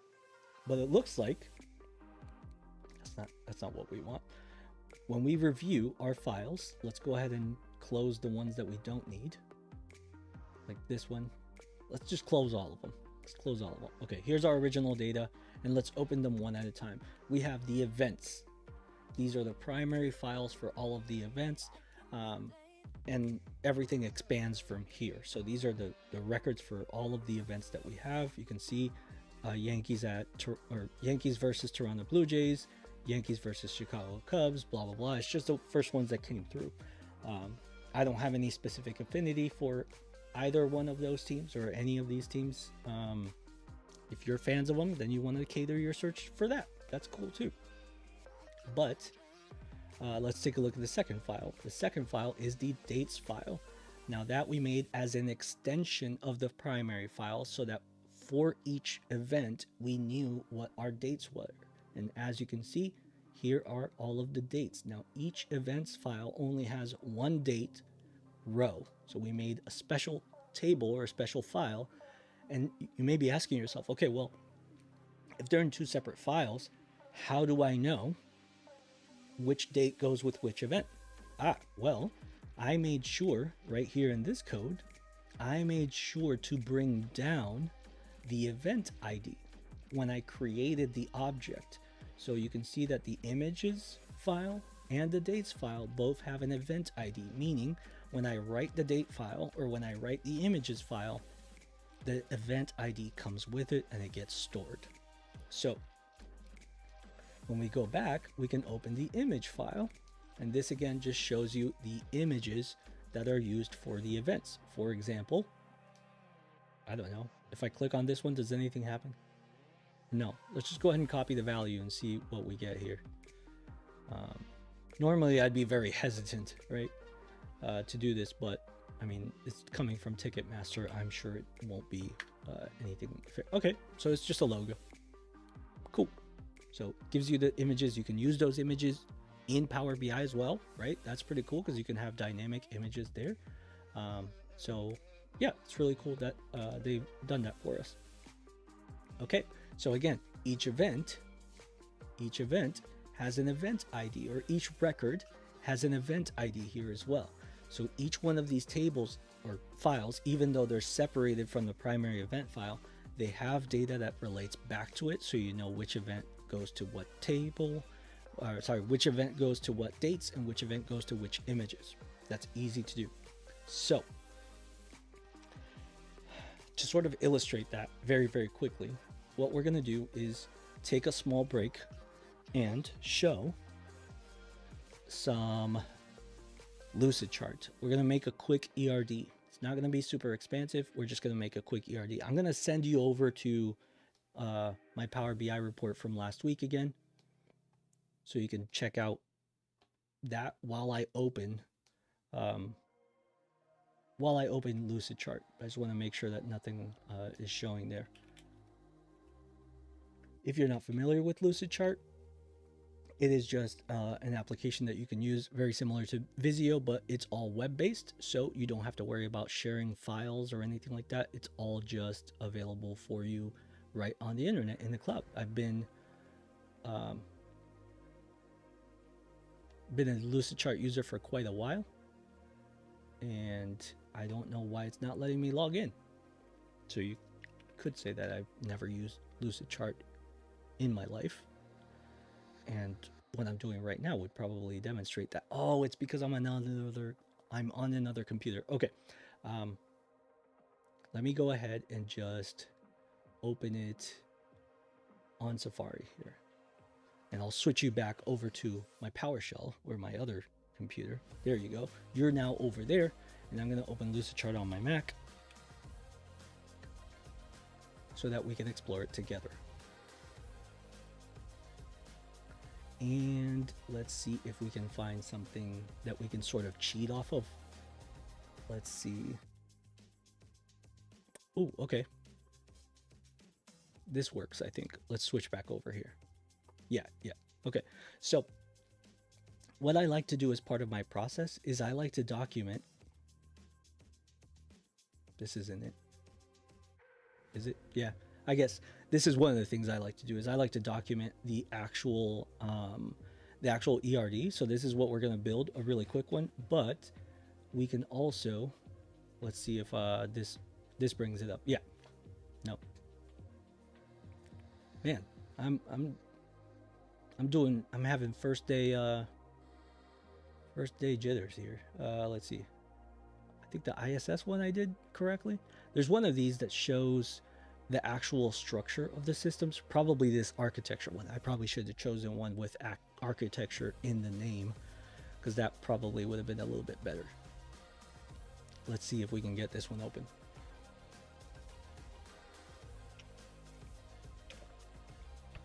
There we go. Okay. So here I like to do for work and for these projects here, I like to make sure that I show the structure, the data flow. So we would normally build something like this, and probably by the time you see this video on YouTube, like as an actual video, you'll probably see it available in my documents. I'll probably export it to a PDF or something, but this basically shows the data flow, right? Here we have the source, which is an API. Then we use PowerShell to automate the conversion of the data, transfer a little bit of transformation, the conversion, and save them as CSV files. So you can see right here, they're saved as CSVs. This is the Spanish version, but the English version is just the same. Then I export them to CSV files. I load those CSV files into SQL Server, and then I use Power BI to analyze them. So normally I'd create something just like this, but for right now, I think all we're going to do is the ERD, which looks something like this. We're going to just make a really simple one to show the relationship between the events table, the images table, and the dates table. So what I will do is, if you have Lucidchart, by the way, and you just want to start from scratch, you can absolutely do so, and just go to the template gallery and just search for something like ERD, and you'll be able to see all sorts of options for ERD, and then start there. I'm just gonna go ahead and copy some of this stuff, or maybe I can just bring in some shapes. Nope, obviously I can't. All right, so I'll just go ahead and copy and paste. There we go. So now we have TM events is our first table. Let me go ahead and zoom in a little bit here. And here we have an event ID, or do we have an event ID? Now I'm gonna have to go back and forth like a billion times. I think I have a way around this. Let's see.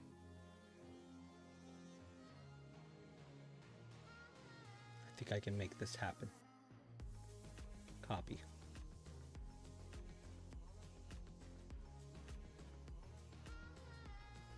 And can we paste it? Will it paste? Will it paste? It sure does. But now I have to like format it all weird. Yeah. If I hit like Shift Enter, does that do it? Yeah.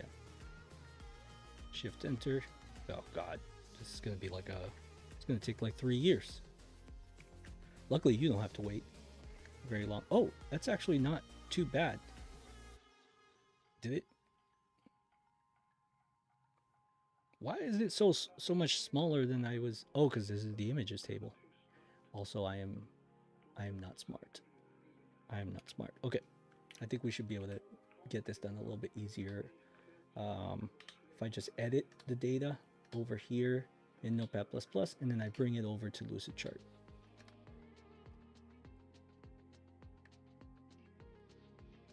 Super. I'm gonna copy it, and I'm gonna bring it over here again. Again, I know what I'm doing. I promise. I promise. You're in great hands.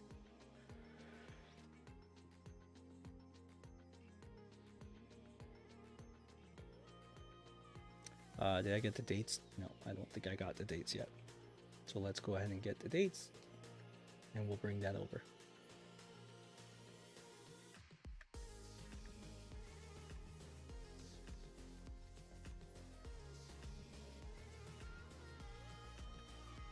Okay, so we have the dates now. I'm going to bring them into Lucidchart.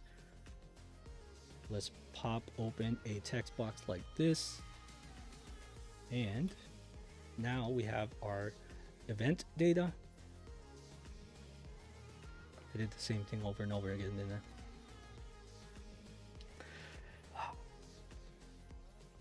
I'm very good at this, as you can see. As you can see, I'm very good at this. Okay, I'm gonna try one more time and see if I can get the primary event table and show that instead. Okay, name, type, ID, test. I'm basically just trying to make sure I get all of the columns so that I can just create my ERD from those columns instead.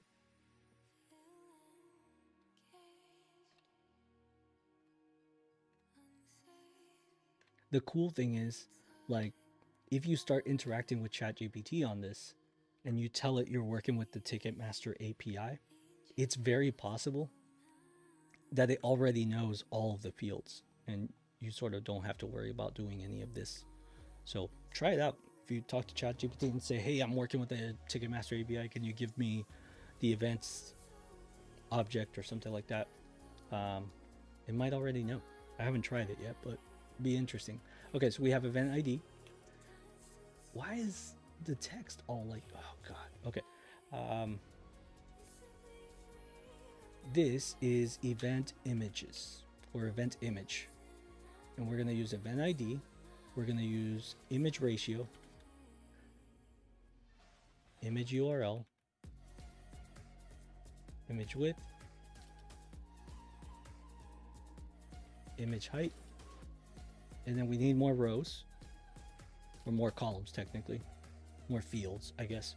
Image fallback and image attribution. Super. Okay, now I'm gonna go in and delete all of these because I'm very bad at leaving stuff like copied when it really wasn't supposed to be there. So I'm just gonna go ahead and clear it so that I don't make any mistakes. So I'm gonna clear all of these as well. And now I'm going to go ahead and type these out. So we have the event ID, we have event date start, event date, no, event time start, event date time start. And for those of you who are bored, this is a really important part of your project, unfortunately, and this is a really important part of just doing these projects for a living, is documenting, because everyone's always so excited to just get the data in their hands and nobody really focuses on the documentation piece.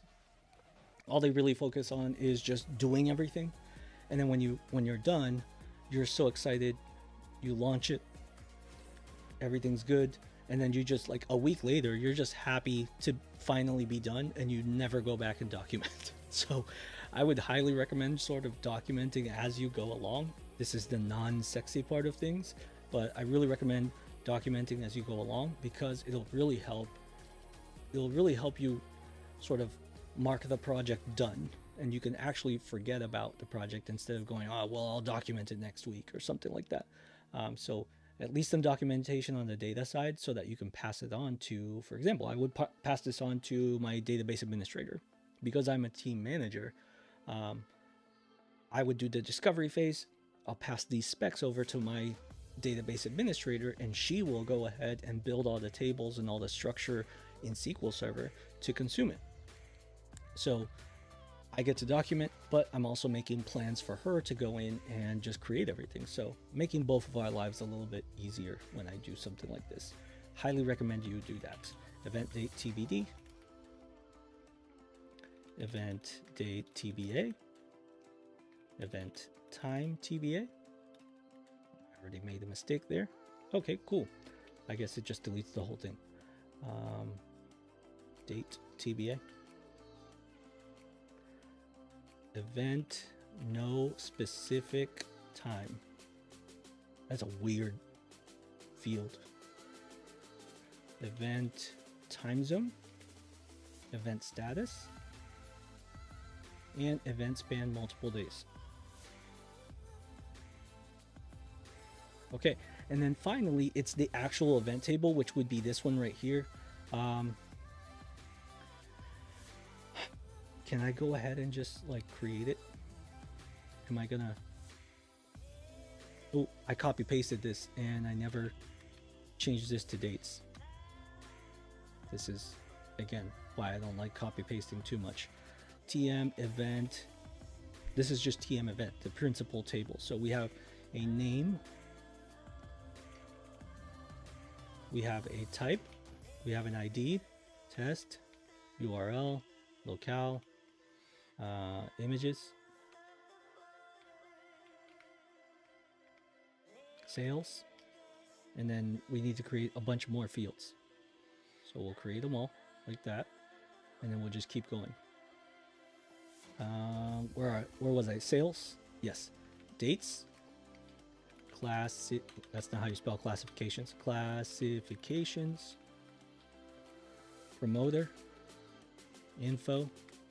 Please note. Nope, just please note. Seat map. Accessibility. Token limit. No, ticket limit. Which, that's an interesting one. I really want to take a look at ticket limit and see what it actually does. That's going to be a... Like, is it telling us how many tickets can be sold in total?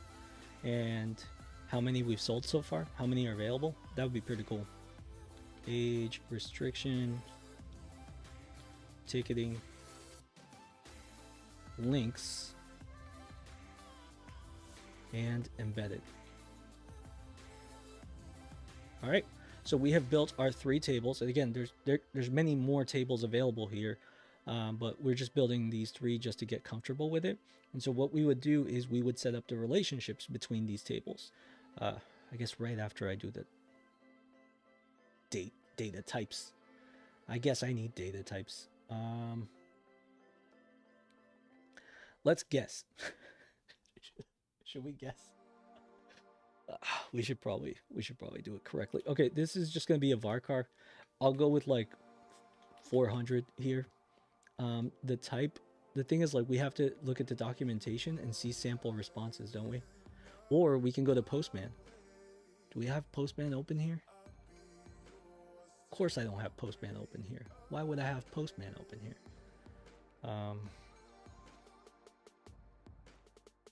Why would I have Postman open?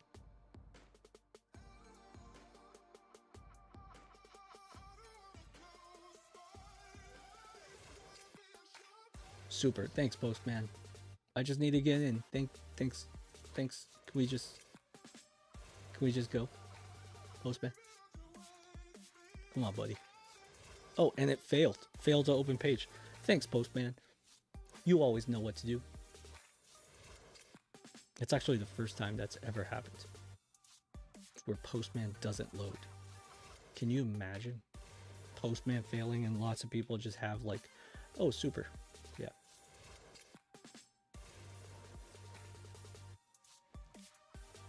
Okay. So now let's go to workspaces and grab my Ticketmaster requests. So we're gonna, no, I don't want to share it, friends. I want to go ahead and just send it. Lick the stamp and send it. Okay, so now we have like text here. There's text here. This is Boolean. So text until test. Test is Boolean. So this is varchar. Let's call it 100 just because I'm feeling nice today. This is also varchar. The test is Boolean. So bool or bit in SQL Server, it's bit. But if you're trying to just be general, you can just do Boolean. The URL, that's definitely going to be a varchar, 200 or whatever it is. Locale's probably the same thing. Yeah, locale's a varchar as well. Let's do a 20 there. Images, I think images is going to be a list or array. So we can leave that like that. Sales, I think sales is also a list or array. Yeah. You can also say like collection if you desire. I'm just going to say list or array. The dates, also a list or array. Classifications, I have no idea. I don't even remember reading that. Sales.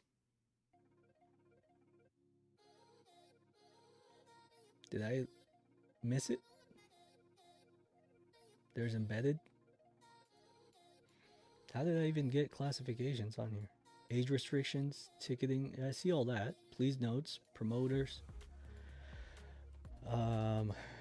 Oh, there it is. Classifications. That's another collection, anyways. Who cares? List / array. Promoter is that. That's also a collection. It's pretty much everything. So promoter or promoters. Apparently, there's 2.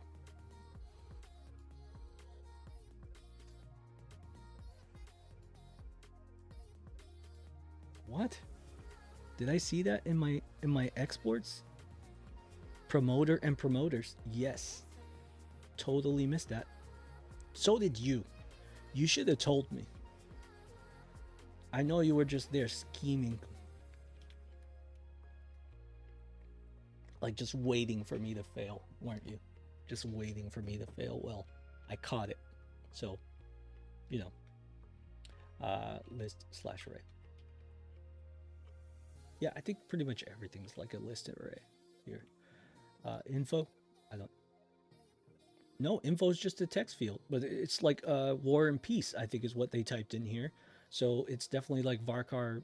I don't know. We'll go with like what, 1,000, maybe more. Varchar. Let's go with 2,000. I like your shirt, so I'll give you 2,000 for this. Let's do the same thing with please note. You know, please note, don't bring your dogs here. We all know they're not service dogs. That kind of thing. Like they're not real service dogs. You just like your dog a lot. And I can't blame you. Can't blame you. I like dogs too. I don't like my dog, but I like dogs. Seat map. Seat map's a collection. Oh, super. Now I have like this incorrectly typed varchar 2000 in my clipboard. Accessibility. Is that a collection? Yeah. Oh, look, ticket limit 19. So accessibility has a ticket limit in it. That's super cool. So you know like how many accessible seats there are. All right, and what about ticket limit itself? Ticket limit is also a collection. Only limited to a number of tickets as determined by Yankees. So blah blah blah blah blah blah blah blah blah. Something. It's a list / array. Age restrictions. Same thing. Ticketing, same thing. Just all of them, right? Links and embedded. Yeah. Let's cut to the chase here. Ticketing, links, and embedded are all list / array. So there's a lot of list / arrays. And what does that mean? It means that if you remember, dates was also a list / array. And I went ahead and created sort of another object for it and exported it separately. That means that you would technically have a table, a separate table or file for each one of these list / array fields. So just note that that would be my plan if I were actually, you know, developing this out more than just the basics like I am here. I would go ahead and just create data sets for each one of these, all linking back to whatever the parent of each one of the things is. So just keep that in mind. Okay, so we have our primary, and then we have our children. So let's do like these can be a different color, like this.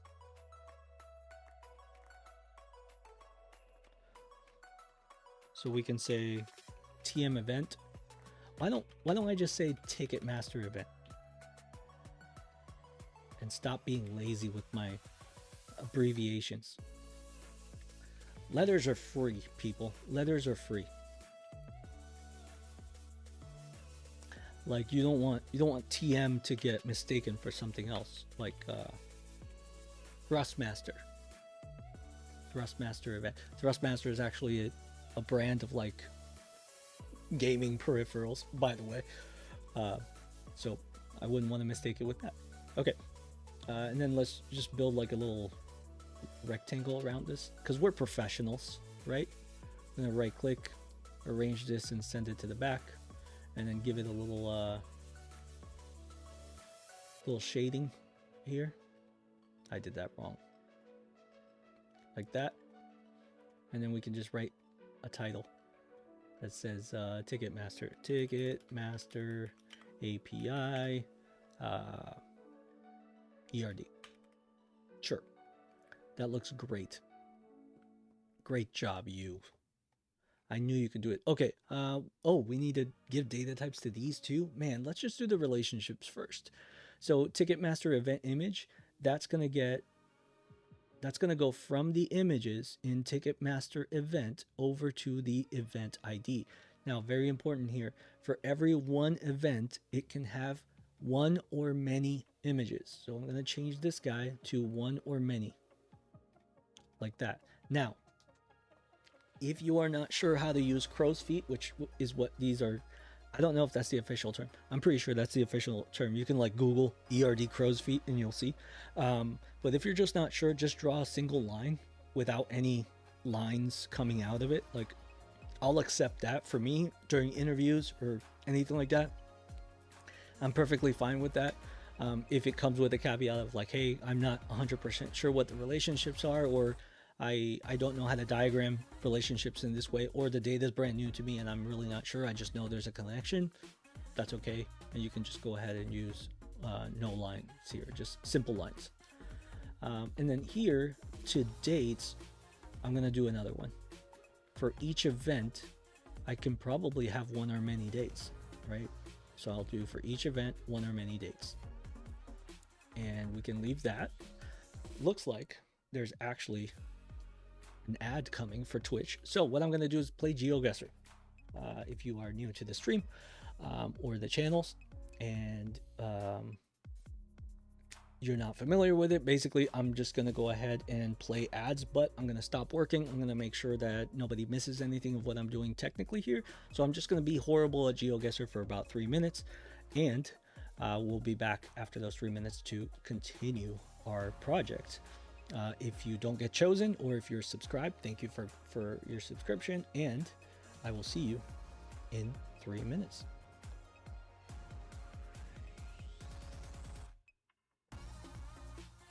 All right, so we're back to GeoGuessr. We're back to being terrible. If you didn't get chosen for ads, fantastic. You evaded the Twitch ad scheme. Good for you. This is the beach. It's technically a beach. Why does Banuso Street, Gene Food Market,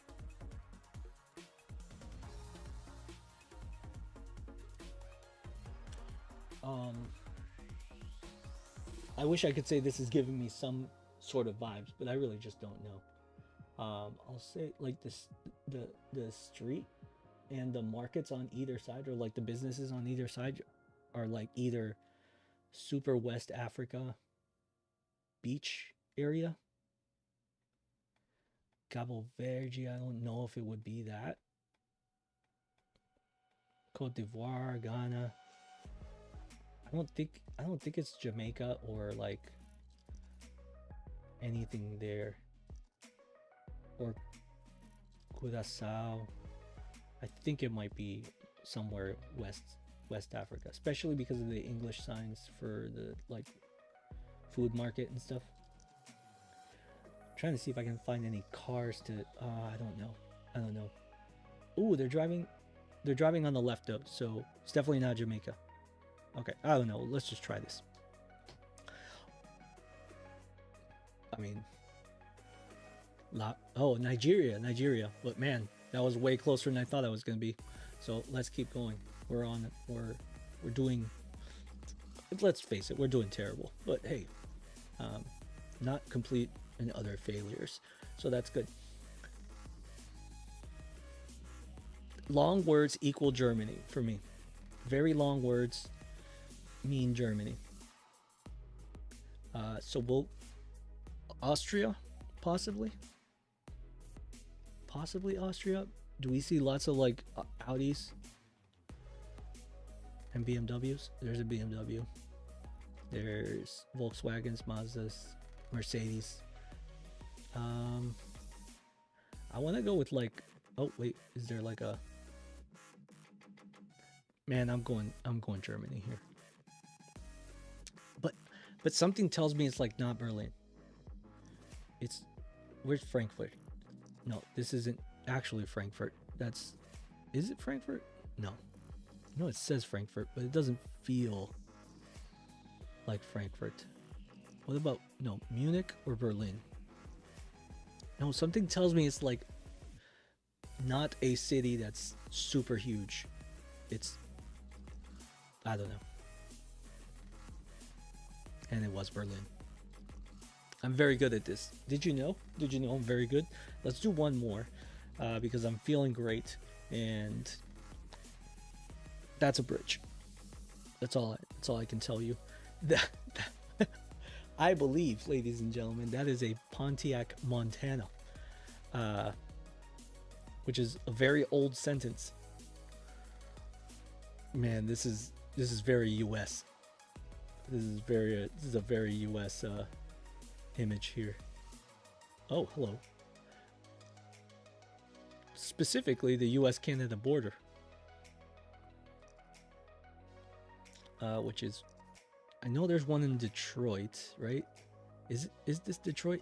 I think those are Michigan license plates from what I could see. So, where is? Yeah, that's Minnesota, not Detroit. I'm very terrible at this. I want to say it's like I-75, like literally right here. Unless it's like, no, this is a straight. This is I-75. I want to say it's this. I want to say it's this bridge specifically. That would be super cool if it was. And it's not. What is this, New York side? Are we in Buffalo up here? I don't. Canada, United States. Oh, no. It's still. What? Oh, okay. Wow, I'm an idiot. This was from Michigan to Michigan.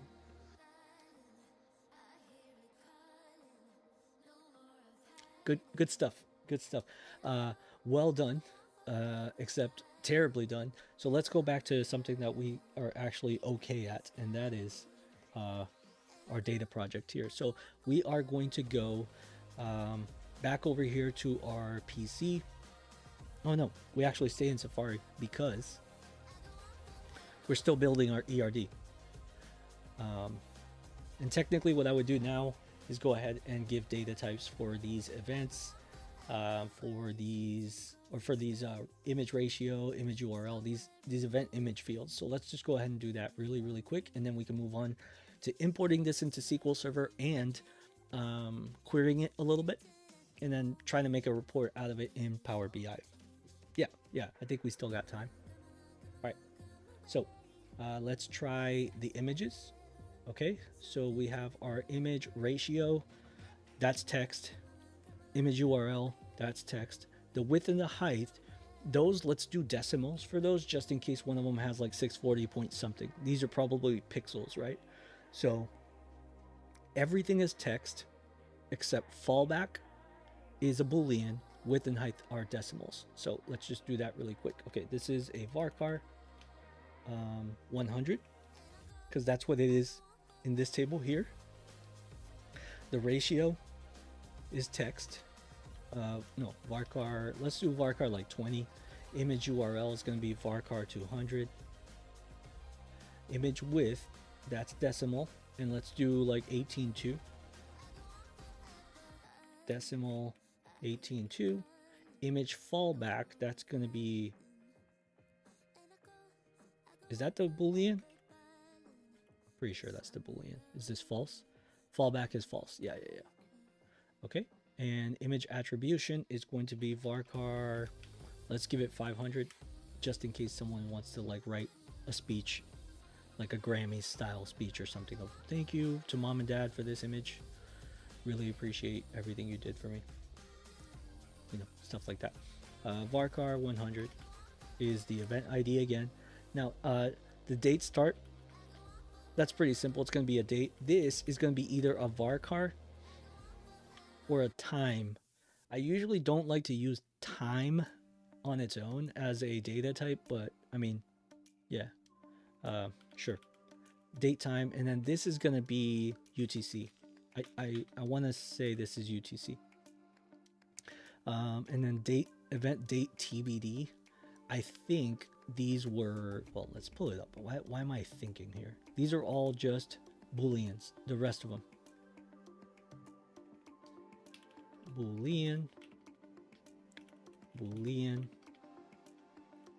Boolean. Oh, okay. And then event time zone, that's sort of, it was technically supposed to be a separate table or a collection, but we unified it all and we made it one singular thing. So right here, time zone is just a varchar. The status is a varchar. Span multiple days, that's a Boolean. Okay, so we'll do varchar. Let's do 100 here because, again, letters are free, people. Letters are free. The status, let's do varchar 100, and this is another Boolean. All right, I think we got everything we need. Well, for this particular test anyway, I think we have everything. So what we'll do is we will go ahead and let me refresh this YouTube screen because I think something's like weird with it. That's what I get. Will Smith says, yo, how's your day going? Not sure what you're doing, but I figured I would check out your stream. Thank you, Will. Unfortunately, I'm not really monitoring my YouTube comments. I should, but I'm monitoring way more on Twitch, which I now see, like, my stream has a watermark where if I don't go like this, I can't stand out over my watermark, which is something I guess I'll have to adjust or something. Hope you are well, Will. If you're still here, it's been a while since I looked at your YouTube comments. I should be doing that way more, but I'm just paying attention to the Twitch ones instead. Hope you're having a great day so far, and hope you continue to do so as well. All right. So is there any way I can like monitor my YouTube comments without, yeah, I think this works here. Nope. Yeah, I think this might work. Okay, I'll just leave both of these up. Let's see if the song transitions well enough this time. Okay, so we are good with our ERD. It shows all of our data and what it looks like. We are good with our data collection. We are now exporting it to a CSV, and that is fantastic. We are now ready to import our CSVs into SQL Server and build some queries. So this is, I don't know, part 3, something like that. Not really sure.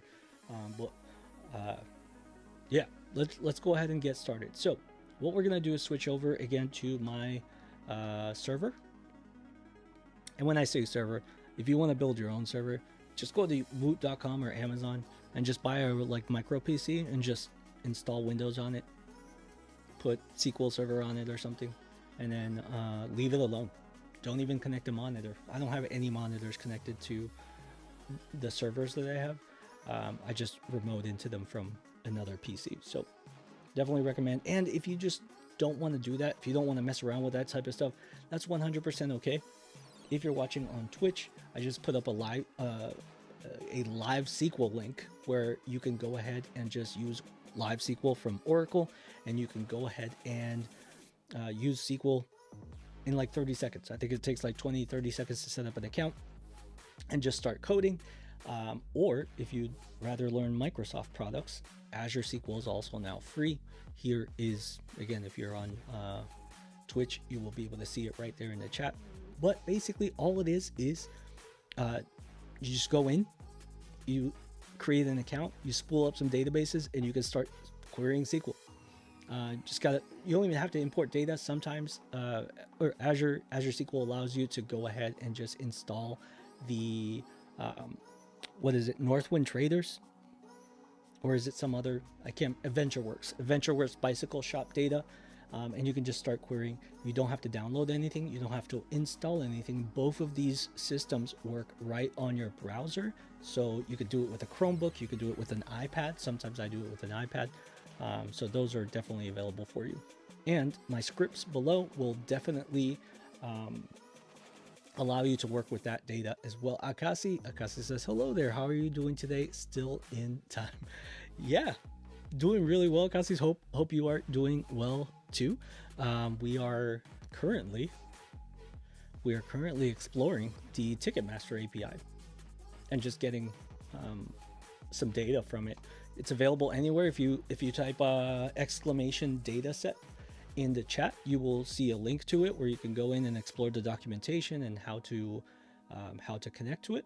But yeah, it's going pretty well so far. We built an ERD with it, and that looks good so far. So now what we're going to do is import this data into SQL Server. So we have our CSV files. They are right here. Ooh, let me see. Let me make sure I'm saving this script because it's going to be important, and I'm going to share it with you all. So don't worry about having to recreate everything. I will share the script, and I'll make sure that you can just go ahead and run it on your computers. You should be good to go. Okay. And I'll also share the resulting files. If all you want to do is just get to work on the files instead, you can feel free to do that as well. Okay. Super. So let's go ahead and start importing these files. Now you can import them with SQL Server Management Studio itself, which is a common way to do it. Or if you want to try it in PowerShell, you can do that instead. It's way faster. You can also use any ETL tool like SSIS, for example. In fact, I have a video. If you go to my YouTube channel, if you're on YouTube, you're already on my YouTube channel, but I have a video on how to import files.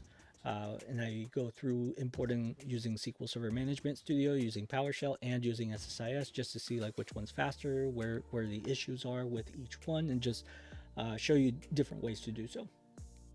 So I'm going to go ahead and try through PowerShell.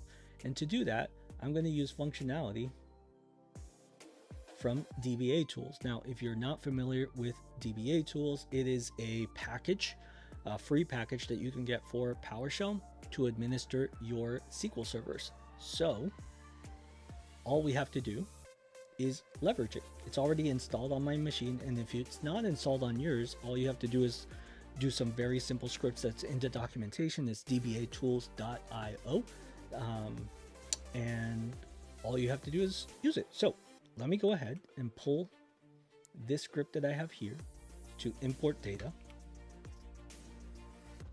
And basically what it does, let me go ahead and like separate this and just say import files into SQL Server. Okay, basically what I have is a string, which is a password file.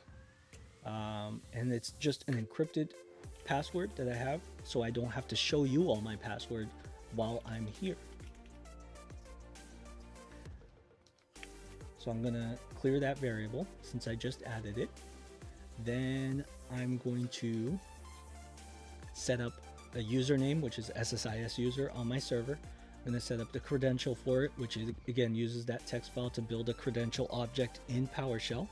And then I want to show which SQL instance as a variable, which SQL database, where this is going to be Ticketmaster data. The schema is DBO, and the table is going to be 3 tables in total. The first one is going to be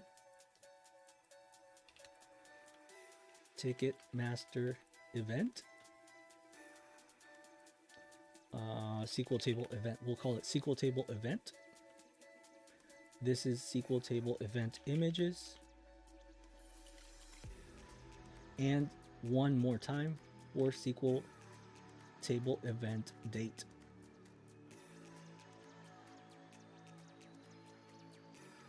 Super. Now these are all my table names. Why do I put them here? Well, it's so I don't have to keep adjusting things here. When I adjust them here, it means that this, I can just keep reusing it without really having to change anything. See, there's nothing here that I really have to change. I have to change the output file or what variable it is. but all I have to do is change the database schema and table up here in these values, and then I am good to go. I don't have to keep, you know, rewriting this portion of it, which is the most important one, because that's where the work actually happens. So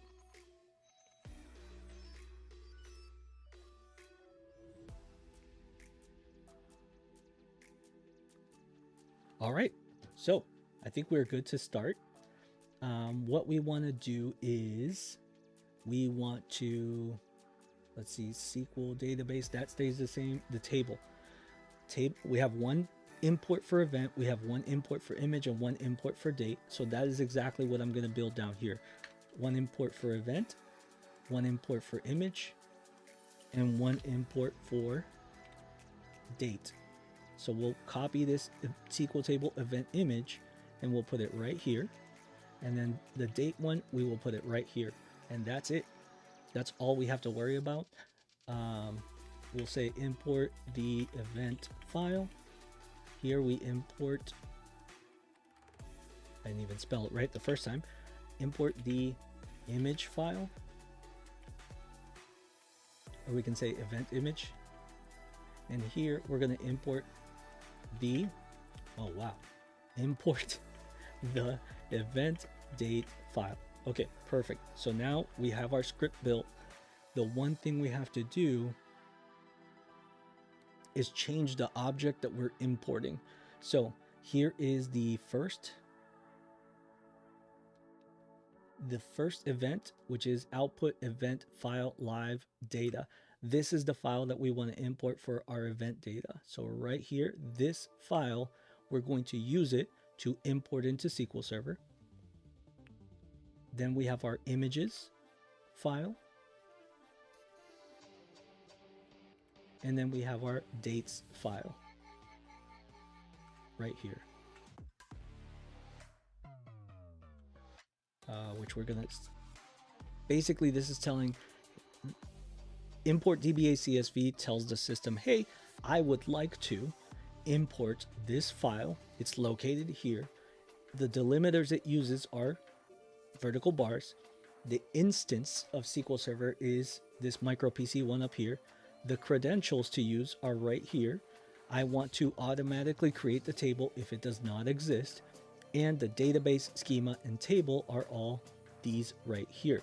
Now, I think this will work. But first, what I have to do is set up my SQL Server tables. So let's see. How am I going to do that? I need to, oh no, I need to create a database in SQL Server. Do I have Management Studio here? Let's find out. I think I do, but it's probably going to take about 3.5 years to load it. So we'll see. We'll see if it's quick.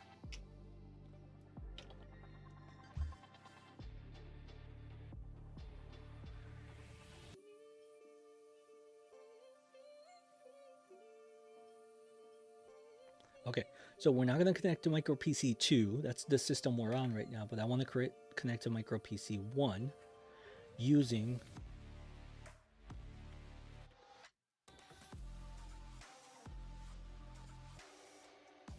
let's see,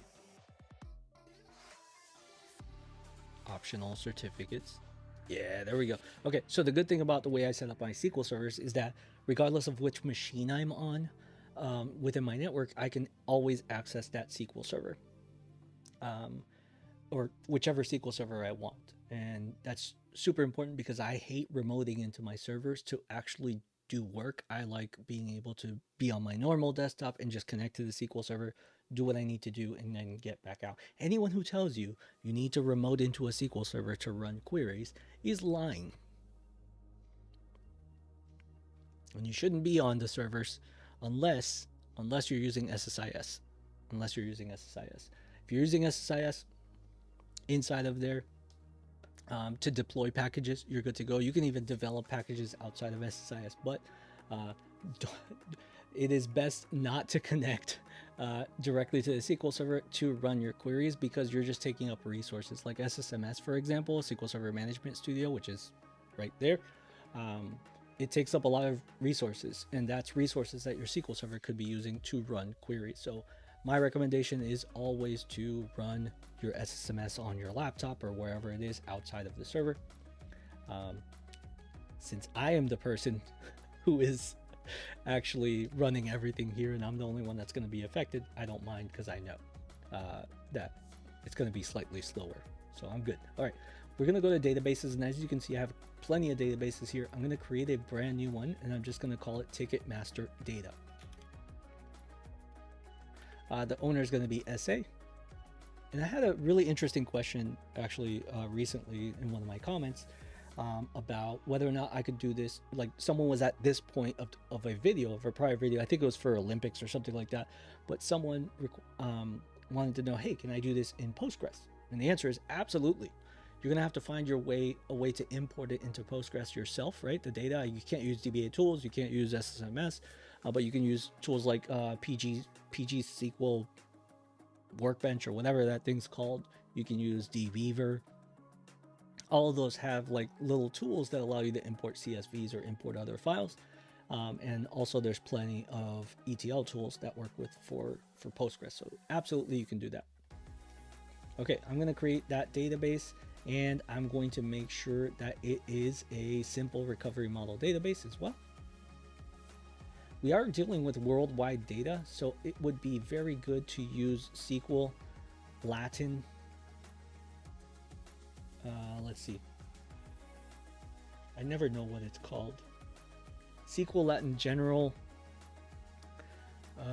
CP1 case insensitive accent insensitive is what I want to use, because we are dealing with worldwide data. So I want the E without the accent to be the same as the E without or with. Use with diareses or umlauts, I want those to be treated just with U, and it just makes things a lot easier. So I'm going to hit OK and create that database. Now the database is created in MicroPC1, which means Ticketmaster data is available for importing. And so I think I can go ahead and give it a shot. Now what it's going to do is actually create 3 brand new files and import those files. Okay, so let's see how it does. Hopefully well. I don't know. We'll see. And it's done. This is why I like using DBA tools, because it's really quick. And that was very easy.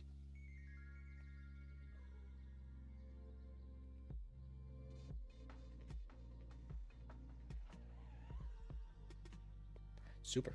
All right, so we are good to go.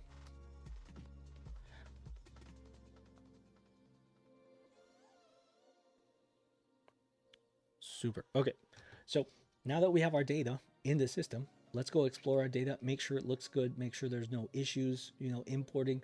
So we're going to go ahead and expand our Ticketmaster data. We're going to hit refresh in the tables. And now here we have our tables. Staging, aircraft, states, bound box. I probably messed something up, didn't I? That's what I get. That's what I get for reusing stuff. Let's drop these tables and try again. We have event. We have event date. We have event image, but we don't seem to have just a regular event table. So I think I messed something up. Let's try that again.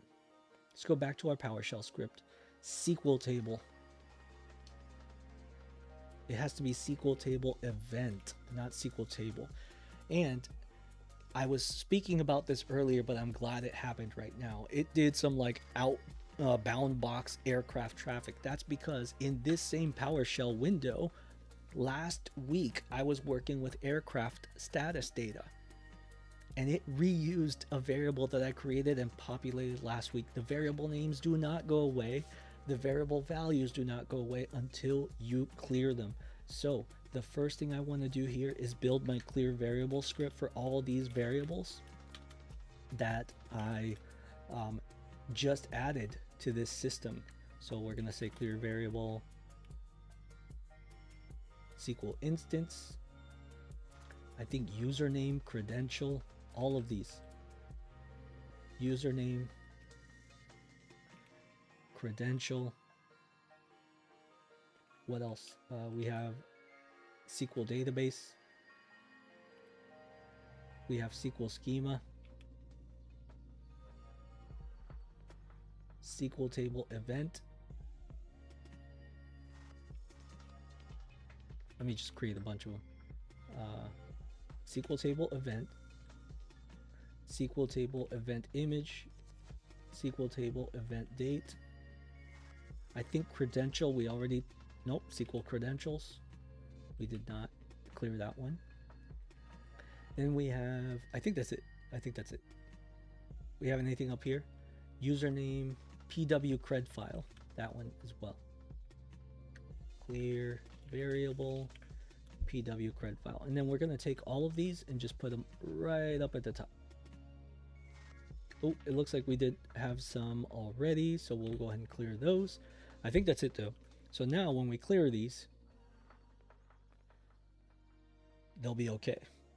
And I'm gonna go ahead and just put all this stuff in the temp and then run it one more time. Oh, that's not good. Oh, no, it's okay. It's these variables apparently did not exist or something. That's why I got so much red. Oh no, I misspelled variable. Clear variable. That's probably it's probably not a good thing to write, is it? Clear variable. Or I don't know, I misspelled it some way. Clear variable. Variable. That's cool. All right, let's try this again. Put these in the temp where all the lost toys go and forgotten. Okay, now we are good to go. And what it also means is that I created those tables by mistake. So I'm gonna right click, refresh, and I'm gonna drop these tables again. Drop, drop, and drop. We're dropping a lot of tables today. You should be very happy. This is the most action you're going to see this week from me. Dropping these tables. Okay, we are good to go. I'm gonna go ahead and put these into my temp folder as well. And now we have our CSVs, which again, if you would just want to work with CSV files in Power BI, go right ahead. They are right here. You don't have to worry about creating these in SQL Server or anything like that. If you want to proceed into SQL Server, then that last section of importing the data into SQL Server was for you, just for you. No one else. No one else, I promise. Okay, when I go over here to my SQL Server Management Studio and I refresh my tables, I can now see that the event date, and event image tables are now here. Well, they've been there a couple times already, but you know, wasn't able to access them because I wanted to make sure we did everything perfectly right. So when I right click, select top 1000 from staging Ticketmaster event, I will see the event table. Here it is, right here. And as you can see, there's lots of columns that are just collections of data. That's okay. That's okay with me. We're just importing these. The ones I care about are the event name, the event ID, the event URL, whether it's a test or not, the locale, and then the rest of these are just collections. And we already saw how to work with collections, right? Just make a separate object for them and import them as a separate table. But let's check on our event date columns or table. And here it is. Here's our event date table. It has the event ID. It has the event date start, the time start, both of them together, and then flags of whether or not it's TBD or TBA, event time zone. I was watching a Marvel movie yesterday, and I must be on about time stones. Event span multiple days. Does it span multiple days? Most of these are not. As you can see, event status is on sale except for one value, which is off sale. That's an interesting one. So you may wonder, like, oh, what is this?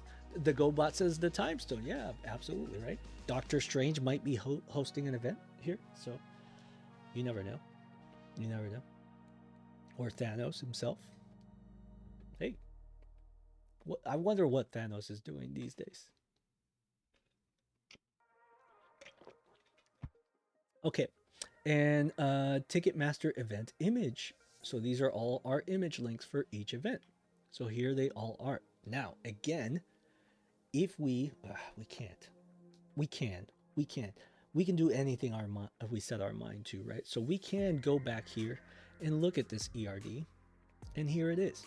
we can see that for those image, the image table and the event dates table, we can go back to Ticketmaster event to get the event information. So if I just wanted to build a sort of a comprehensive event query, what would I do? Well, again, let's keep this mental map up. Keep it in your mind, because I have to switch over to my other monitor. I'm so sorry, but we'll get there. We can do it, I promise. All right, if I start at the event, did I misspell something? No, I didn't. Okay. I probably misspelled like a bunch of things, but it's okay. You don't have to worry about that. Just do better than I do. That's all you have to do. I'm going to get rid of all of these right here. Sales, dates, images. I'm going to get rid of all that stuff. Let's just comment it out for now, I guess. Why? Because I really just don't need it. Those are all collections.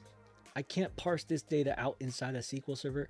Actually, you can, but in my opinion, you shouldn't. You should just import it correctly the first time, and that way you don't have to, parse it inside SQL Server. SQL Server is very expensive, and you shouldn't be doing stuff like that in here. But here we, yeah.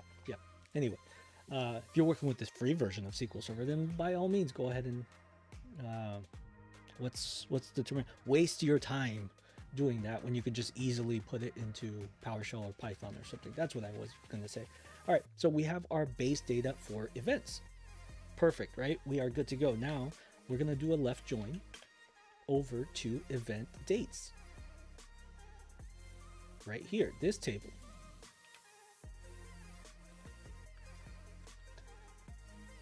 And we're going to call this one as E. So E for events. You can also say TME for Ticketmaster event. You could call it George if you'd like. I don't really, as long as you're consistent. You can call this one George. You can call the second one Paul. It's your call. Now we have Ticketmaster event date, so TMED. And we're going to join those two on TME.id equals TMED.eventID. Why? I thought I showed you, but I know you don't like to pay too much attention. But look over here. Here's the Ticketmaster event table. It has a connection. I did this wrong. I built this thing wrong. Why didn't you tell me? You could have just told me. I built this wrong. I'm supposed to put it over here in the ID. Because the ID goes to the ID. This one too. Man, you're like Excel. You just want me to fail. So from the ID column on the Ticketmaster event table, we can go out to the Ticketmaster event image table and the Ticketmaster event dates table from both of those. Yes, technically the connection between the dates and the images column represents the way they're connected, but it doesn't actually represent how to connect them, right? And right now, the only way to connect them in a query, as a true ERD would represent, is to use the ID column from the events to go to the other two tables. So now we are okay. Now we are good to go. I know you did that on purpose. You could have told me off to the side, like, hey, you're an idiot. You used the wrong column, kind of thing. No? Okay. All right, so we're gonna go ahead and add this left join. It's good to go. Now, because of the fact that I gave these TME as a alias, what I want to do is make sure that I prefix all of my columns with TME now, or the ones that are TME columns, okay? And then what I'm going to do is add my TMED columns for my event dates, and I'm going to start adding those values. So we have event date, and when I query it, I can see that the event date starts right here. And let's do one more, which is the TMED dot date time. I like that one because it shows the full date and time. That's good. Was there anything actually good with that table other than the start? TBD, TBA, The time zone's good, and the status and span multiple days, those are good too. Those are good too. So I don't have to keep flipping back and forth. What I can just do is right click on this and say new vertical tab group, and that way I have it here, and I can just browse this table over here. So I can just copy the columns just like this, paste them over here, and then add my TMED prefix. And now I'm good to go. There we go. Now I have all the information about the event and about the dates all here.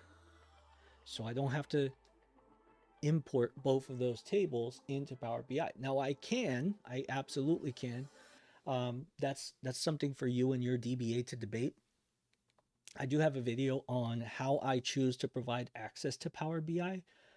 The reality is it's well known pretty much everywhere that you should be doing your transformations as far upstream as possible and as far downstream as necessary. So if I had transformations like converting this to a real date or something like that, I would go ahead and do those in SQL Server and provide the data as views to Power BI. I never give access to direct tables in Power BI. And again, I have a video on why I don't do that. There's a couple different reasons like security, convenience, and a couple others. It's your call. Again, that's a conversation for you and your DBA to have if you would like. But I have some pretty compelling reasons why I like to build views instead of tables. So if I were to build a view, because we're only getting some small amounts of data here, I'd be perfectly fine with just combining event and event date into sort of one query or one table, and then passing it over to Power BI this way as a view. However, if you want to, you can also just pass it in separately. So you pass in Ticketmaster event separately, event date separately, and event images separately as well. And you would sort of create a star schema centered around the event. So either way is absolutely fine. I would probably combine these two, event and event date, and maybe separate images. But if you're working with the data as a CSV file, you are going to have to import both of them or all three of them separately anyway.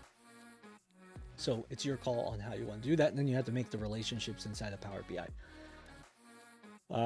It's lots of babbling again, isn't it? Let's keep going. All right, we have 20 records for the 20 events. The reason, one of the other reasons that I would probably prefer to import the images separately is because we have 20 events. So if you look at the, is it right here? No. Where are you?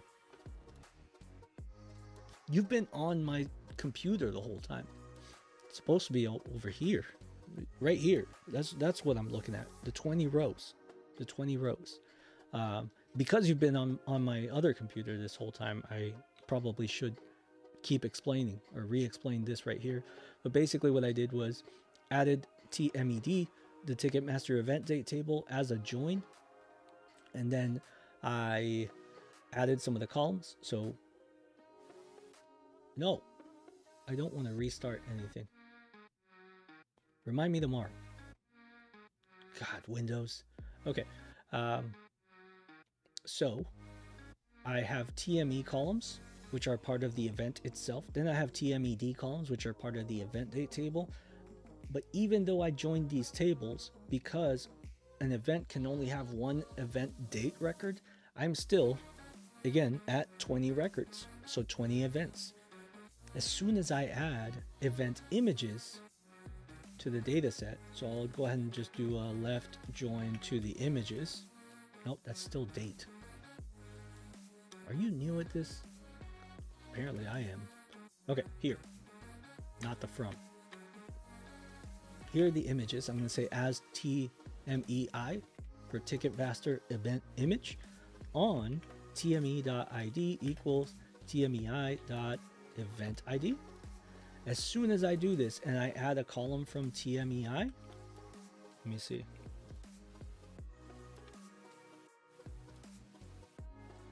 Image URL. Let's say I want the image URL to show here. Look what happens to my record count. Is it right there? I'm pretty sure it's like right here. It's a lot. 220 rows instead of 20. So we don't want to do that join there. Why? Because we're just going to be importing more data than we need. We can just import event with the time data by itself, and then also import the image URL data and just connect it in Power BI. If you want to build queries around that in SQL Server, then that's absolutely fine. There's no issue there.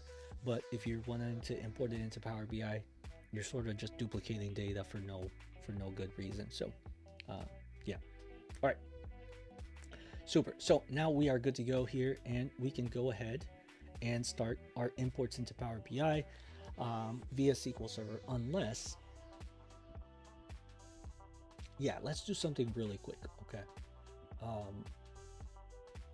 Let's make a quick ChatGPT prompt that sort of gives us a quiz, like a SQL interview technical quiz. And I have plenty of videos on that. If you go to my YouTube channel, if you're not already on it, you'll see that I have quite a few like interview challenge or SQL challenge ones. And pretty much in every single one of my videos where I explore data, I always ask ChatGPT for some like technical questions that I can solve via SQL. This would be no exception. So what I can say is that you can go to, let's just go to like Bing Chat here, chat.bing.com. I'm the one person that still uses Bing. Come on. All right, we'll just use the free version of ChatGPT. Chat.com. There we go. Okay. Stay logged out. All right, so all you have to do is tell it, I am working with Ticketmaster API data. We'll say Ticketmaster Discovery API data. I have exported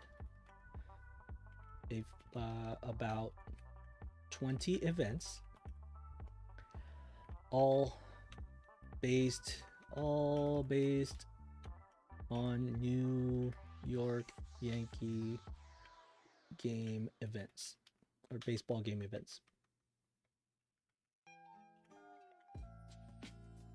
I have data about the event and the fields are below. Can you please remember the please? Isn't it like wasn't it like shown recently that if you ask please, you're like wasting so much resources that like it's affecting the environment or something? Look, if that's the case, I'll remove the please. It's fine. Can you please? It's weird because when the inevitable robot war comes, they'll remember I said please. But can you give me a few questions about the data I have that can be used for SQL practice? Jonathan dice, hola, ¿qué onda? ¿Cómo te trata la vida? Me trata muy bien, Jonathan. Estamos haciendo el directo en inglés, pero cualquier pregunta que tengas en español, adelante con ella. Mañana voy a estar, a ver si prendo la cámara de nuevo. Mañana voy a estar en español haciendo lo mismo. So, si quieres, espero hasta mañana para contestarla, o si quieres, la puedo contestar hoy. Espero que estés muy bien, Jonathan, y que te esté tratando el sábado muy bien también. Okay, so we have our files. I'm gonna go ahead and see how I told it. I have data about the event and the fields are below. So here, I'm gonna go ahead and open this up with Notepad++, and I'm gonna copy the first row. If I copy the first row and I go back to my browser, I can say event data is here. And then I can remove any of the other stuff that I don't have expansions on. So like I can say dates like this, remove sales as well because I don't have any sales data. And then I can say event date data like this, open up the file as well like this. This is the date file, open that up as well. Grab this, or I can just grab them from SQL Server, right? I already have them right here. So that's absolutely fine too. Let me do a hybrid of it. I don't know. And then event image data like this. I don't know. We'll throw a couple things at ChatGPT and see what it does. Let's see what it spits out.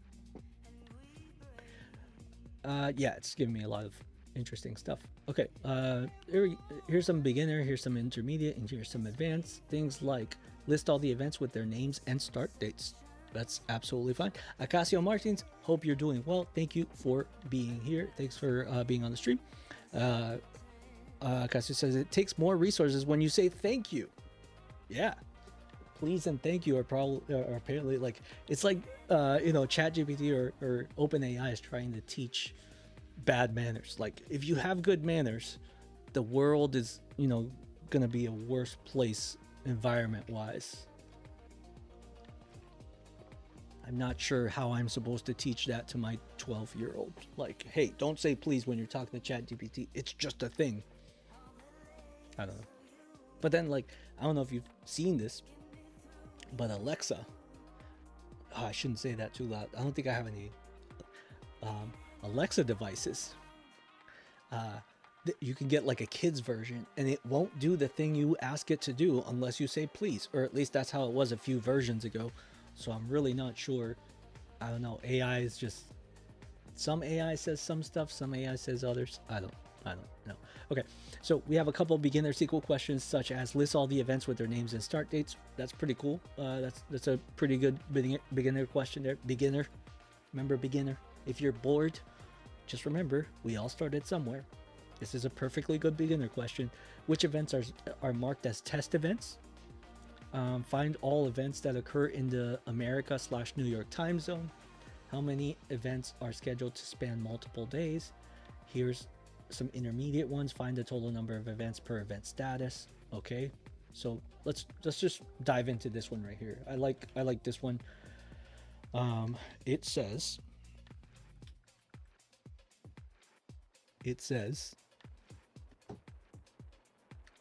find a total number of events per event status. This is a pretty simple. I don't think it's an intermediate one. It's probably still a semi-beginner, I would say. This is a simple group by, right? So I'm going to take just a fresh query here on the left without the join. Actually, no, I can go ahead and do it. So I'm going to say select top 1000 from this, and I'm just going to copy these columns here. This is our sort of base query that we had before. Okay, and now I'm just gonna find the actual column. So event status, where is it? Oh, it's in the dates table. Is it? Or am I misremembering this? Event columns, age restrictions, please note, info. Yeah, I want to say it's in our dates. Event status. There it is. Event status. Okay, so we actually do have to join. So again, we start with this one. We're going to set up our join. So left join to Ticketmaster data, which is right here. .dbo. Ticketmaster event date as TMED for Ticketmaster event date on TME dot event date. I know, just ID, right? Just ID equals TMED dot event ID. And now we get to pull in the date.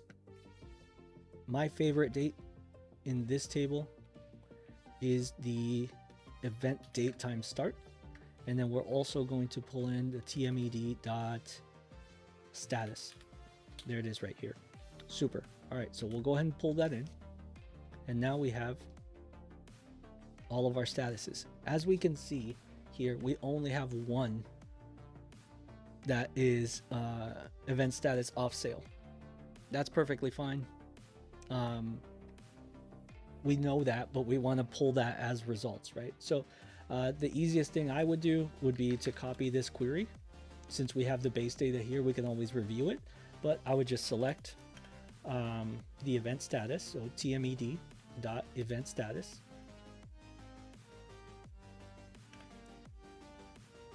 and then the ID, just to make sure I pull them. Incorrect syntax. Oh, I never opened it. Never opened the bracket to close it. And then this would be tme.id. And it would be on the next line because I'm a good noodle. And there we go. Now we have the statuses and the events. And what I would do is just count these. Count. However, if you just count it, there may be a chance that you will count the same event multiple times. So for me, when I count, unless I need to know how many rows, not how many events, but how many rows, I always use a count distinct as event count. And then to be able to do this count, I need to use a group by on the event status. And here we can see that there is one off sale and one on sale. Now, something I realized as I was looking through this is the fact that if you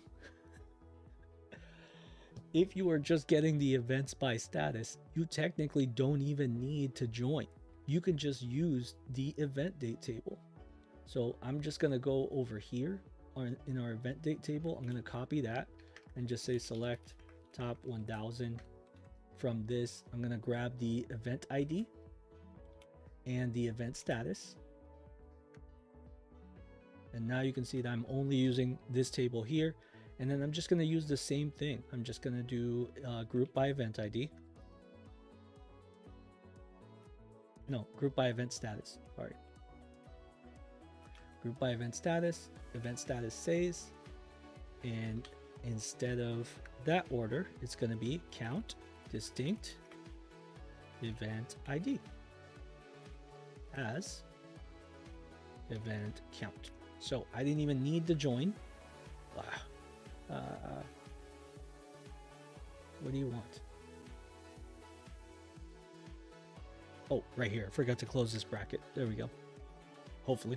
Yeah. Okay. So we got the same answer and we're still good. There's no issue here. We are still good to go.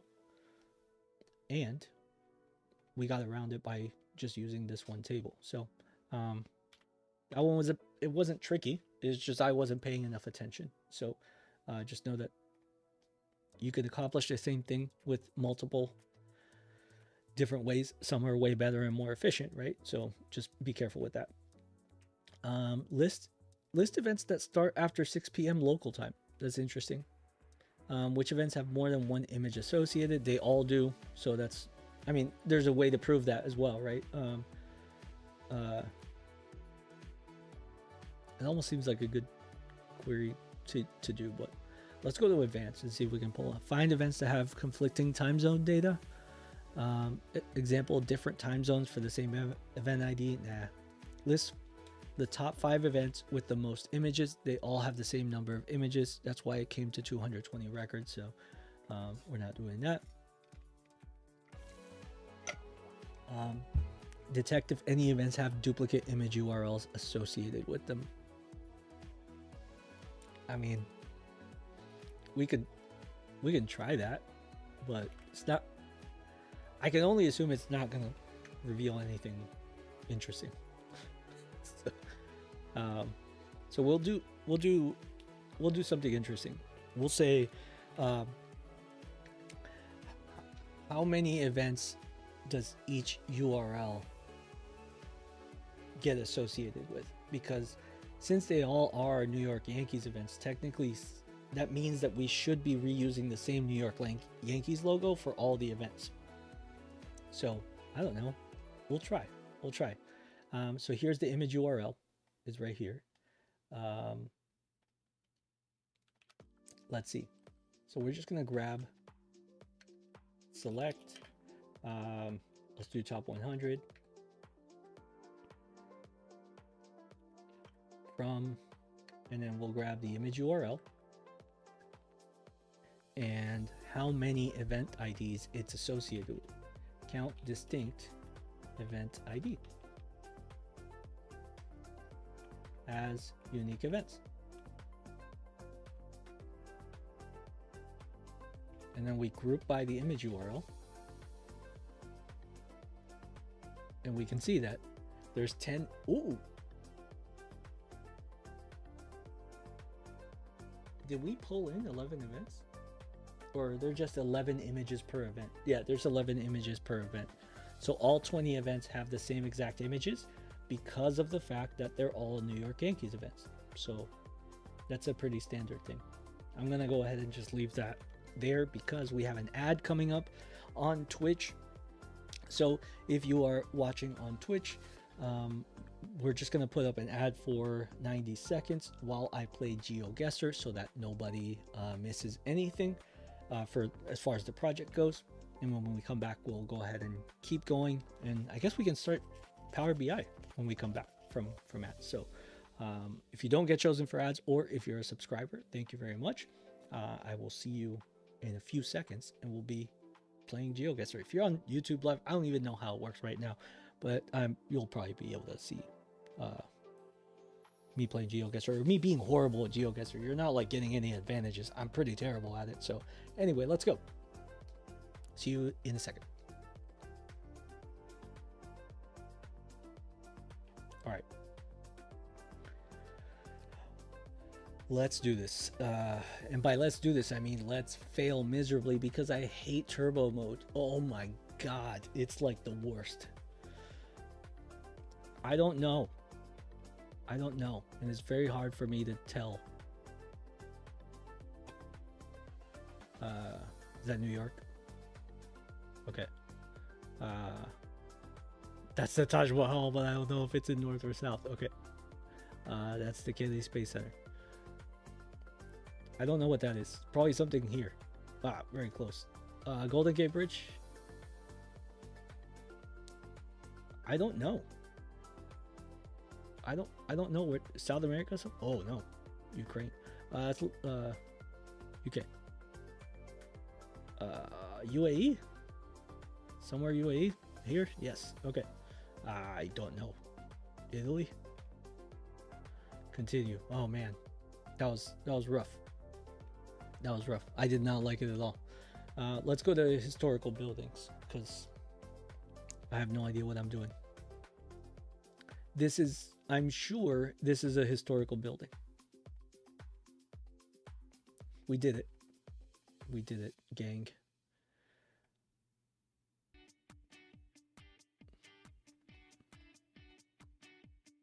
I don't know what language that is.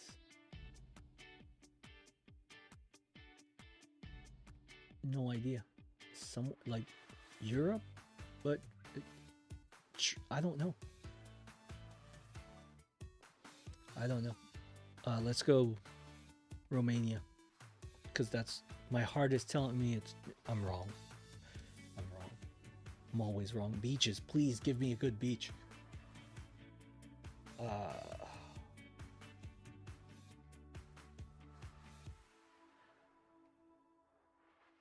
Underwater. Was it like, no, I don't know. A scooter, and what I can only assume is like a super private beach or something, or like a hidden beach. There's a snorkel on this. Come on, let's face it, this has to be a Tacoma.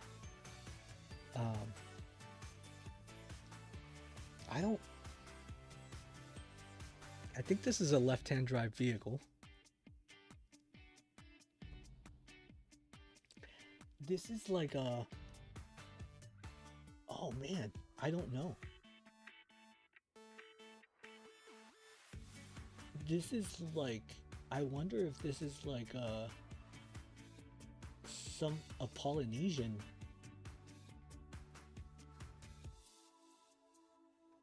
Samoa? No. I don't know. It's probably horribly wrong. Yeah, it's horribly wrong. I thought I was like on to something. I definitely wasn't. Oh, welcome back from ads. Twitch. Just in time for me to fail miserably 14,000 kilometers away. You're welcome. You're welcome. Let's do one more because I need a small break from talking so much. And I'm just going to proceed to talk. That looks like the Empire State, but it's definitely not the Empire State because, yeah. I don't know. Left-hand drive. Left-hand drive tells me China. Not Hong Kong. Taiwan, maybe? Lemongrass restaurant. Oh, that's probably the restaurant that I clicked on it, isn't it? Since 1979. I don't think it's Korea. I want to go somewhere mainland China.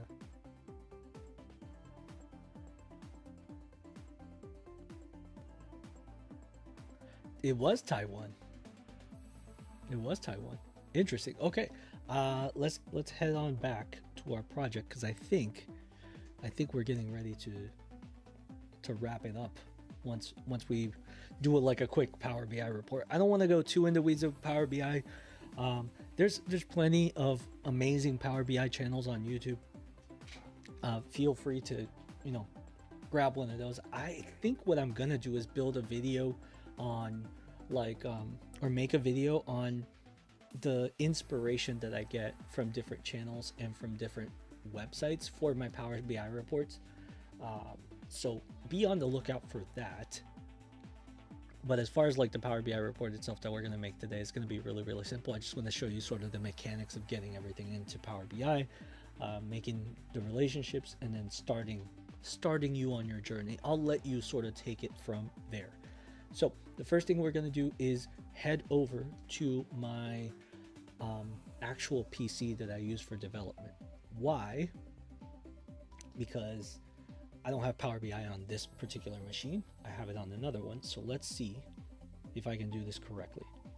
I'm going to put you back while I hot swap things. I'm going to put you back on this report, which shows you the air traffic in the last 30 or 40 minutes going through Puerto Rico. It's either going through there or it's like passing over, depending on the altitude, of course, right? If you're seeing stuff at 11,000 feet, it probably means it's passing over, or there's some that are like 15,000, 30,000 feet. If you are seeing, oh, there we go. Sorry, 11,000 meters. So this is 36,000, which means it is very likely just flying over.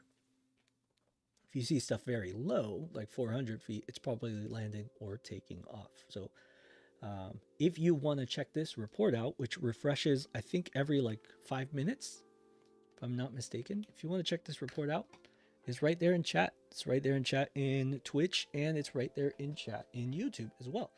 You can feel free to open it on your browser, on your desktop, on your Game Boy Color, if your Game Boy Color has a browser on it. I don't know. Probably won't be able to interact with it much on your Game Boy Color, but you're probably a technically savvy person, so you may be able to get something accomplished there. Okay, I'm gonna go ahead and switch my computers really quick while you're busy clicking and tapping away at your Game Boy Color. Let's see if I can do this right.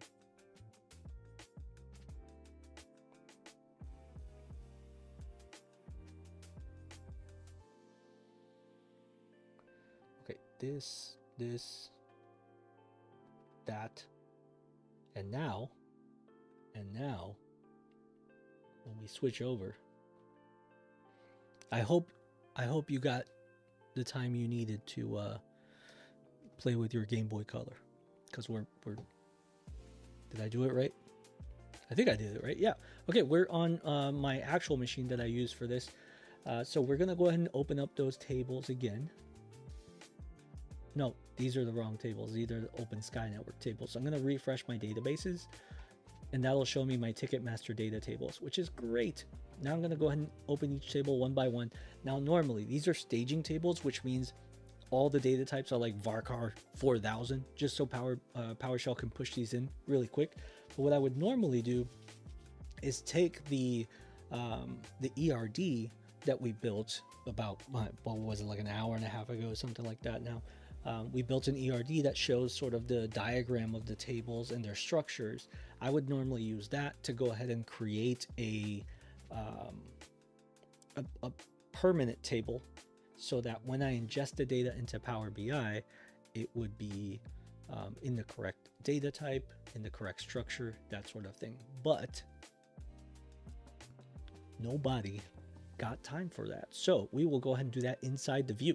Now, what we're going to do is pull up the Ticketmaster event table. I'm going to get rid of this top 1000, and I'm just going to start casting things as the correct data type. So I'll cast a name as varchar 200. I'll cast the type. I'll cast the type as varchar 100. Technically, I could just, like, you know, do the ETL, put the tables in there. Oh, I think someone on my last stream showed me a neat trick with ChatGPT. And that was taking this, was it taking this right here, copying it, and going to ChatGPT and saying, please build a create script from this for SQL Server. Is it like that? Yeah, it totally was. It was totally that. So I'm just gonna go ahead and copy that. Oh, let me do it. Let me do it again for the other one. Event image. Please do the same for this. Oh, whoops. Oh, I didn't copy it right. Sorry, copy. And then let's do it again. Please. I keep saying please, I'm sorry. I can't help it. There we go. That's one. Okay, and then one more, right?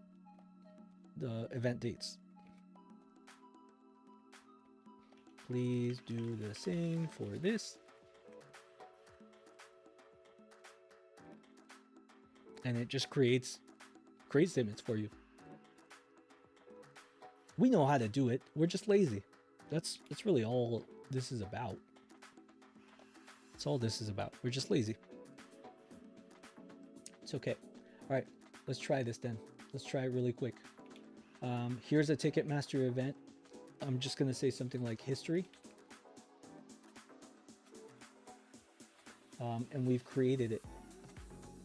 So now that we've created it, and you can see that it switched over to bit instead of Boolean. So it recognized that it was in SQL Server, and it was able to do that. So that's pretty great. Okay, so we're done with that. I'm going to switch over to event image, and we'll do it for event image like that. And then I'm not going to use, like, it also suggested some constraints. I'm not going to do those. Some like foreign keys and stuff like that. I'm not a fan of foreign keys. So I won't put those in, but hey, if you like them, you can feel free to. Okay, so we've created all three of the permanent tables. I forgot the history on this one, so let's just do without the history. Let's just do without the history. Okay, good. And then I'll drop the history table. So I'll refresh this. I'll drop the underscore history table, and we are Good to go. Now we're going to push all of our data into those tables. And we'll do that by selecting these tables here. And when we select them, what we'll get is a select statement that shows them. But I'm going to turn this select statement into a insert into statement. Insert into, and then open this, close it down here, and put all the columns into there. So now I have insert into this table here. So cut that and put it over here, and then select it from this table, our staging table. Let me copy the database. There we go.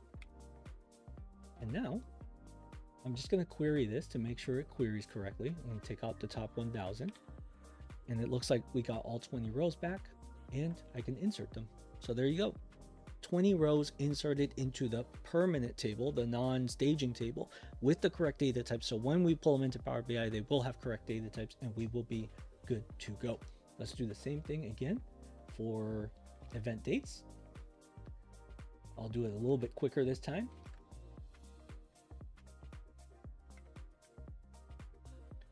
Grab the columns, put them in the insert script, get the top 1000 out of here, and staging event date. Good to go. I'm gonna grab this database name, put it down here, and we're good to go with those 20. And now let's do the same thing for event image. Again, a little bit faster, or hopefully a little bit faster. I don't know. I'm not super quick at this. Into this, that. Take all the columns, paste them up here. Get rid of the top 1000. Bring in the staging name. Copy the database. Boop, boop, boop. And we are... Yeah, we're good. We're good. It's 220 records. It is 220 records for the number of images because each event has like 11. 11 times 20, 220, etc. You know math, right? I don't. That's why I use SQL Server, because it's in Power BI in Excel, because it does the math for me. I can't waste my time doing the math on my own. All right, so we're going to go ahead and create views. And to create the views, we're just going to select from the tables. And then we'll say create view at the very top, dbo.vw underscore. And then I just like to use the table name, vw Ticketmaster event as, and then we'll write a small created by. Created by. There we go. There we go here. 5/3/2025, because I'm uncivilized, so I use month, date, year. We'll do live on Twitch and YouTube for the first time.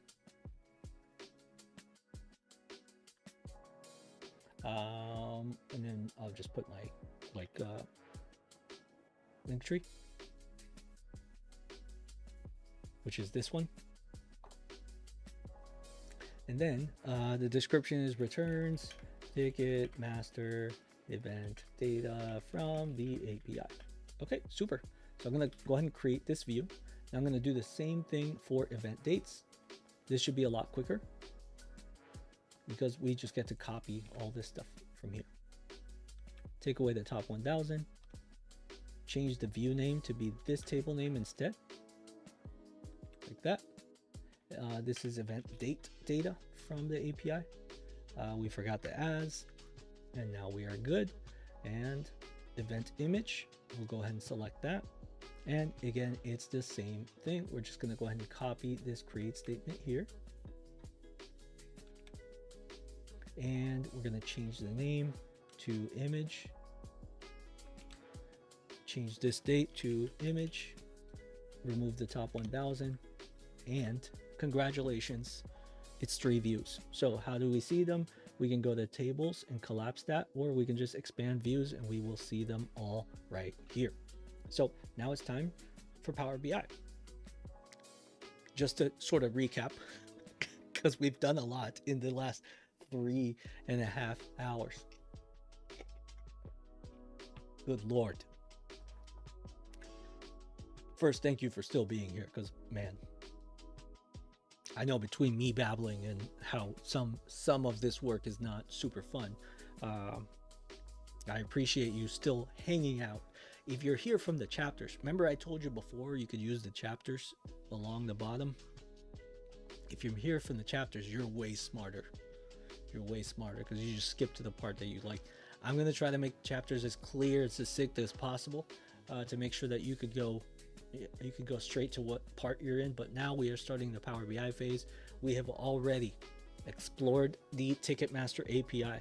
We have used PowerShell to download some data, very small amount of data from the Ticketmaster API into a CSV.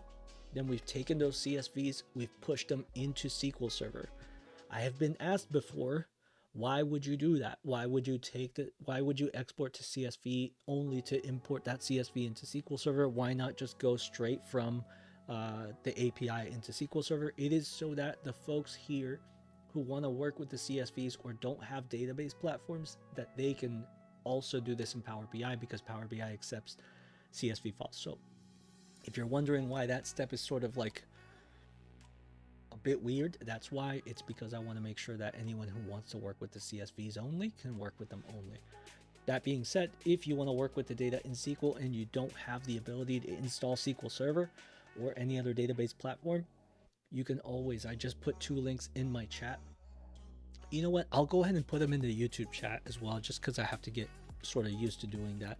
livesql.oracle.com, and the one from Azure, I'm honestly, I can't memorize that thing, so I'm just going to put it right here.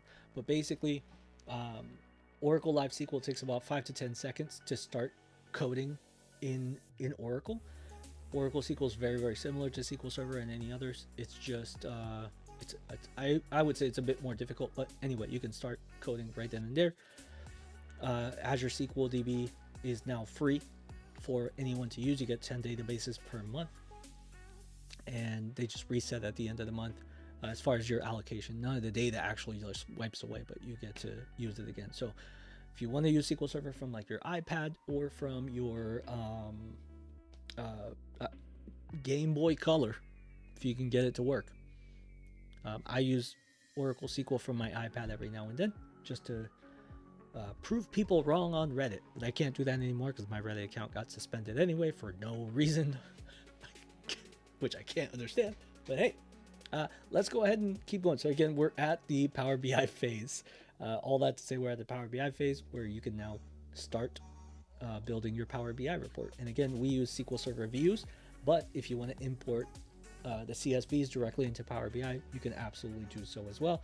We're going to do both things, and then I'm going to abandon the CSV. So first, let's start with the CSV. I'm going to click Get Data, just a brand new report, right? And I'm going to click Get Data and just say text/CSV. We're going to go look for our handy dandy Power BI reports, or our handy dandy CSV files, which are, I promise I know where they are. I think they're in my C drive directly.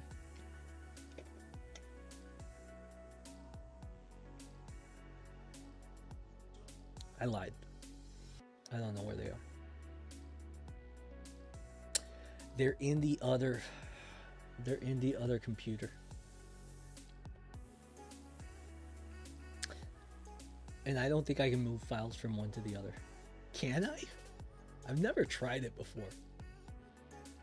I've never tried it. I've never tried moving files from one to the other. Let's see if I can just copy it in the clipboard. If I can, hey, super.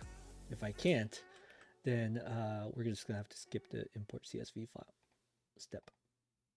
Let's see. Okay, gonna go here, and then I'm just gonna go to my C drive and data imports. Let's do that. It's doing it. It's, hey, okay, cool. Good job, Windows app on Mac. If you have a Mac and you want to remote into your Windows PC or a Windows server or anything, the Microsoft Remote Desktop app from the standard one. You don't have to pay anything for it. It's really good, apparently, if you see right there. All right, C data imports. Then we're gonna go to get data, C. Where's the C drive? Data imports, and here's all my files. I'm gonna go ahead and pick the first one, the event, hit open. And we can see our file. Here it is. The delimiter, it automatically recognized the fact that it was a vertical bar, so we are good there. I like to do my data based on the entire data set. If your machine can handle it, I highly suggest you do the same. And here, it allows us to transform the data. You can always transform it after the fact. I'm just gonna go ahead and load it. I also have a video on if you start off with CSVs and you want to transition to SQL Server, or really any other database as well. You can do this with any database. You can always build your initial report just having CSV files while you get everything sorted on your SQL side, and then trick the report into transitioning the data sets from CSV to SQL Server or CSV to Excel or anything like that. I have a video on how to do that. You just search my YouTube channel for like transition or something like that. I really don't know. It's one of those videos that has a clickbaity thumbnail, and it allows you to see how I did that. I do it step by step, and it's really easy. It saves you a ton of time, so you don't have to recreate your report. Yeah, I think it's called like stop recreating your reports or something like that. I don't know. Anyway, so we have our CSV file. Here's all the data points from it, but again, what we're going to do is use our SQL Server instead. So I'm going to go to get data, then I'm going to go to SQL Server. I'm going to type in micro PC1, which is my server name, and then this is Ticketmaster data.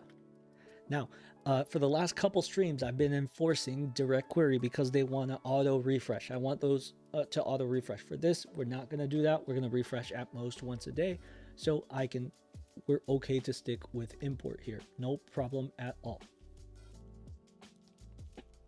Okay, and now we can see Ticketmaster event, event dates, and event image. We're going to check all three of them.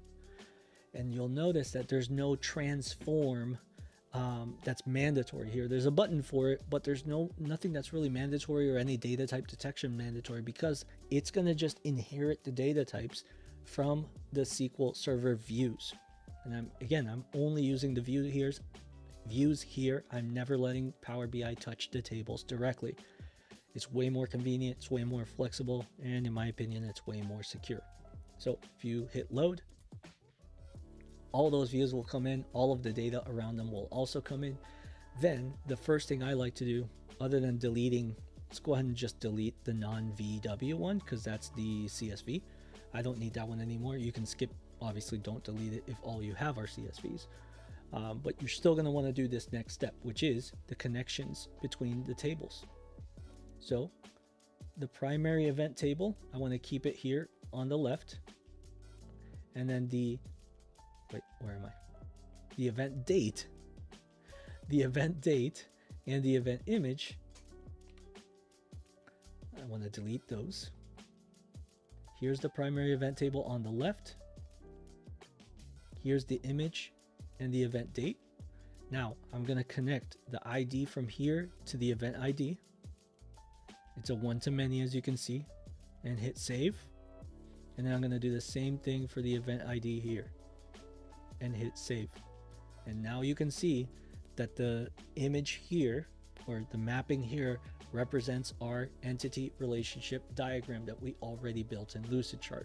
This is why I like to do those things in advance, is so that even in Power BI, whoever's working on the Power BI report on my team, they already know. So those plans, those same plans will work for the DBA, who is creating the table objects, and they'll also work for the BI engineer, who is creating the Power BI report. Now, in my case professionally, that is the same person, and she does both things. So I would give her the same plans, and she would go ahead and create both the database objects as well as the Power BI reports and the mapping. So I'm very fortunate to have her on my team to do those. Okay, so I'm gonna go ahead and now that we have all of our relationships in place, if you want to do any more transformations, you can do them here. But again, if you're working with SQL Server, I just highly recommend you do them on the SQL Server side and just let them flow in. Why? Because you'll do that work once, but then you'll be able to reuse all those views for any other reports that you do. If you do them here in Power BI, you'll have to redo them every time, unless you use like a data model in which you use like slim reports. That's a whole other topic. So yeah. All right. So first thing we're going to do is just build a small date table, or a small table here. And that table is going to have the event ID, the event name,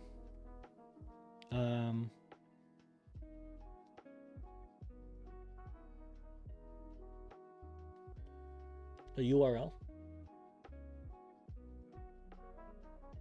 I don't think I'd put much in these queries. I mean, I don't think I put much into these dates here. Locale, test. Let's do locale. Let's do test. And then let's move the URL, since it's so huge. Let's move the URL down a bit, right? And now, here's the URL. But the reality is, the URL can just be a link, right? So in the name, we can just put the URL. Or you can, if you want to, let's see if I remember how to do this. If you go to the format pane, you can actually turn on URL icon like this. And if you make the URL, if you click on it and then you say the format, where is it? The summarization, no, data category is web URL. It'll turn into just a little link. So you can actually put that right here as like the second column, and people will be able to click on this link, and there you go. The event opens up right on your browser. You don't have to worry about anything like that. There's also image URLs, right? So like if we want to grab our image URL, what we want to do is expand the event image and go to image URL, set the data category to be an image URL, and then I don't know if I'll be able to do this correctly, but there you go. You can see that. But what I want is the first image available for each event instead of the last image. So now you can see right here, I think you can do like the sizes, like image size can be really small. So like if I want it to be like 20 pixels and 20 pixels, then that's, you know, quite a bit smaller. We can name this like the icon. If we want to do like 25 by 25 maybe. There we go. That's a little bit better. So we can see that there are still 20 events, and now we can see the icon, and we can put that like right before the name, and it'll be the New York Yankees icon. So that's pretty cool. And we did that just by including the image URL and the URL. There's nothing special that we had to do or code or anything like that. We just coded or did it. And then finally, I'm just going to make a quick date addition. So here I'll have the event date time start. I'll right click, I'll drag that into the table, and then right click on this and just make sure it is the full date and time, and just rename this event date.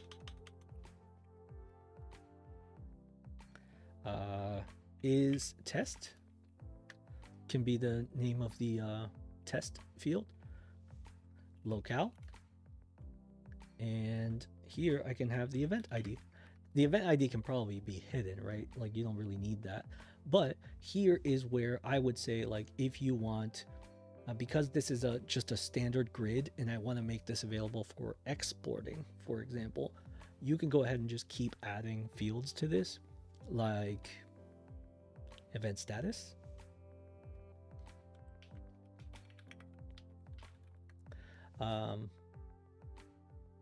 Is it multiple days?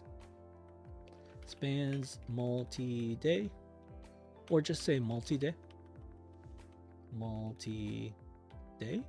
question mark, like that, to save a little bit of room. So all of these you can definitely just keep pulling them in here so that people can export them to Excel.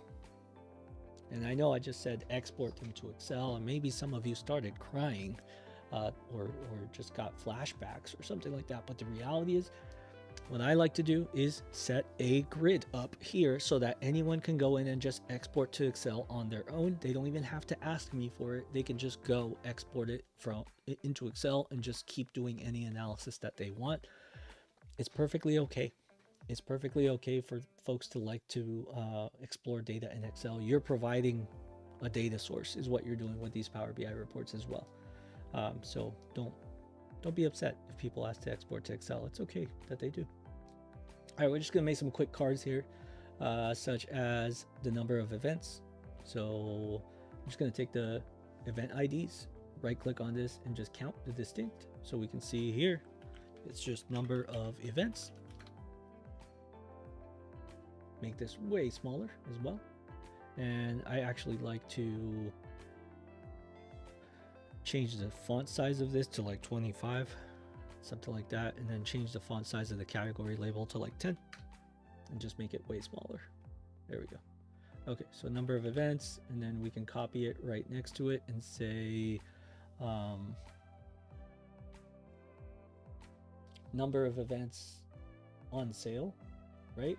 So this is still number of events, but in the filters of this, I can say the status, which is, I think, in the date. Yeah, it's in the date area, event status. So I can filter this visual by event status on sale. So here I would say on sale. And then this would be total number of events.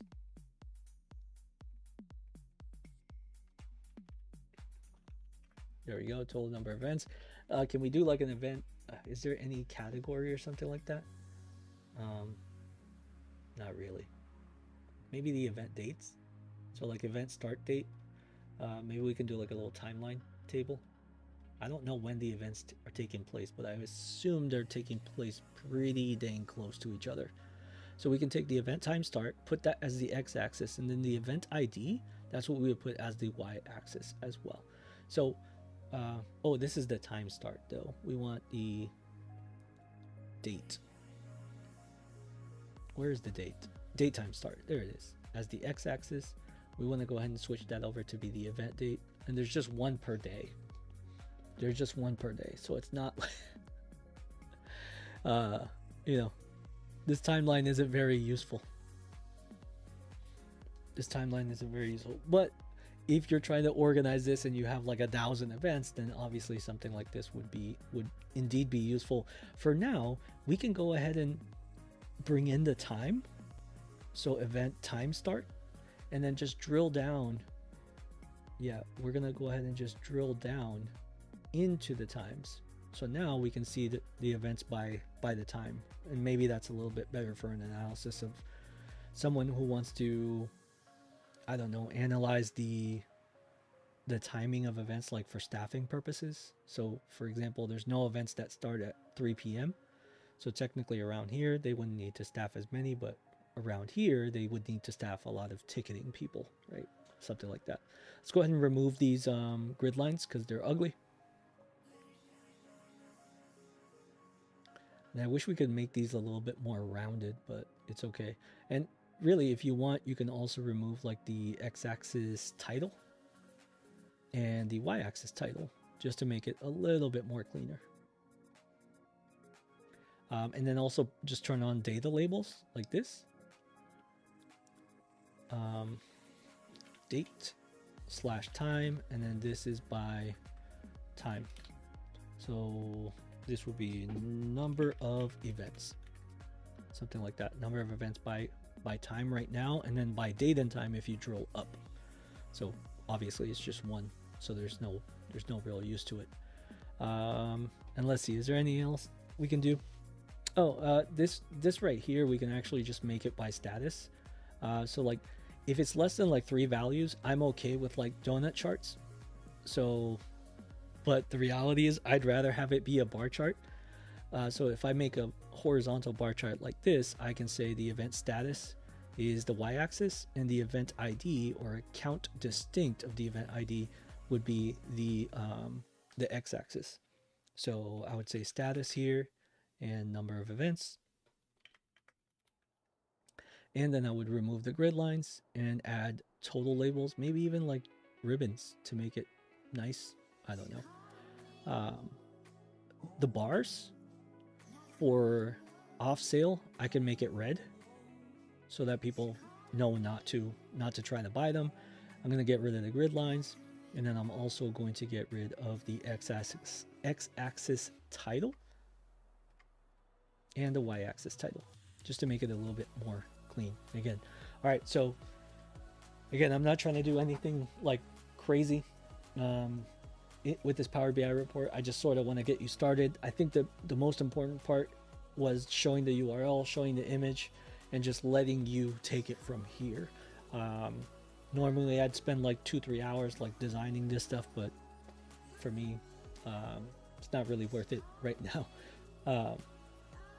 Again, there's tons of other channels. I would recommend something like How to Power BI, Power BI Park, the Power BI themes gallery is really useful these days as well. Ever since they took away the partner showcase, I've been using the Power BI themes gallery a lot. So if you want to get some visual ideas to take stuff, I was using this the other day for a report for work. So highly recommend these as well. They're really good. Power BI Park is one of my biggest recommendations all the time because he will go into great detail, and he's very good with visuals. He does fantastic explanation start to finish. So I really do recommend Power BI Park for this sort of thing if you want to do something really cool and really creative. But if you're just trying to showcase the data immediately, something like this will work. Obviously I would do a lot more before I would present it here. I'm not saying that all my reports look like this. In fact, a lot of my reports just look more like these reports here because I use them as examples. So I'm going to go ahead and just add my logo here really quick. Insert image. And then I think I can just go to my logo, open that, shrink the heck out of it, put it up here, and then just give a very small action, turn that on, web URL, and have it go to my link tree. Although technically I won't use this to promote myself because it's not a fantastic looking report, but the reality is it's really good as far as like the whole project is, right? I'm really excited about this project, and I would love for anyone who does this project or follows this to show me what their end result is, because I'm sure there's a ton of data from Ticketmaster that you could build into reports. So if you have something, send it my way. I'll heck, if you want, I can even post it on my website as like examples of stuff that you all do. If you want to put it on your portfolio, I suggest websites like NoviPro. In fact, I have a video that shows you how to create a Power BI portfolio pretty much from scratch, and what websites you can use. So feel free to use that as well. Ticketmaster event details. So let's just do that right here. Let's do 28. Sure. I'll say via API. Oh God, this report looks terrible, but it's okay. It's okay. I'll live. I'm hungry, so I gotta go anyway. All right, and then we're just gonna take this to a detail, and then we'll also just duplicate it so that I can do credits. Take away this grid. Take away these, take away this, take away... Nah, I don't have to take that away. I'm just going to make another text box here. And this is what I like to do. I don't know if anyone else does this, but I like to use this as sort of my change log. Change log. And then down here, I like to use credits.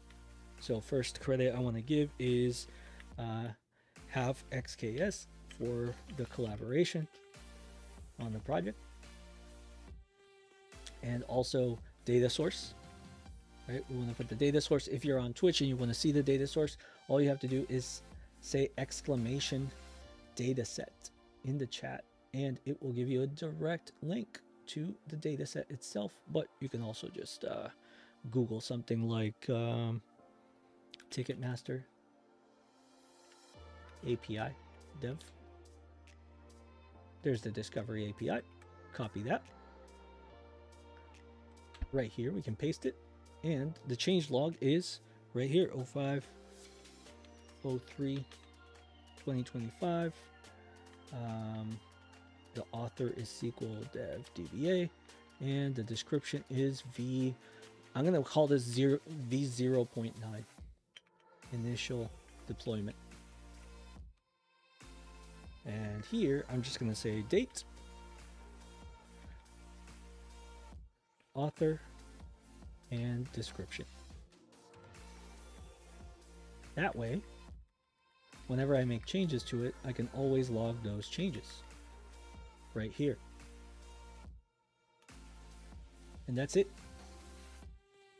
Why don't I just put my website here? Linktree SQL Dev DBA. I'm just going to say created live on Twitch and YouTube, because today was my first YouTube stream. Okay, and make this a URL. Hit done, and we are good to go. I'm gonna go ahead and publish this. So let's publish it really quick. Oh my God, this is horrifying. How did you ever let me, like, why are you letting me publish this? This is terrible. Data discoveries, Ticketmaster API. I'm not even gonna call this an analysis. Detail. Summary. Hit save on that, and then I'm gonna deploy this to my data discoveries workspace. Then I'll go to the report, I'll publish it to web, and then share the link with you all. So let's go ahead and open the report, and there we are. It's a report.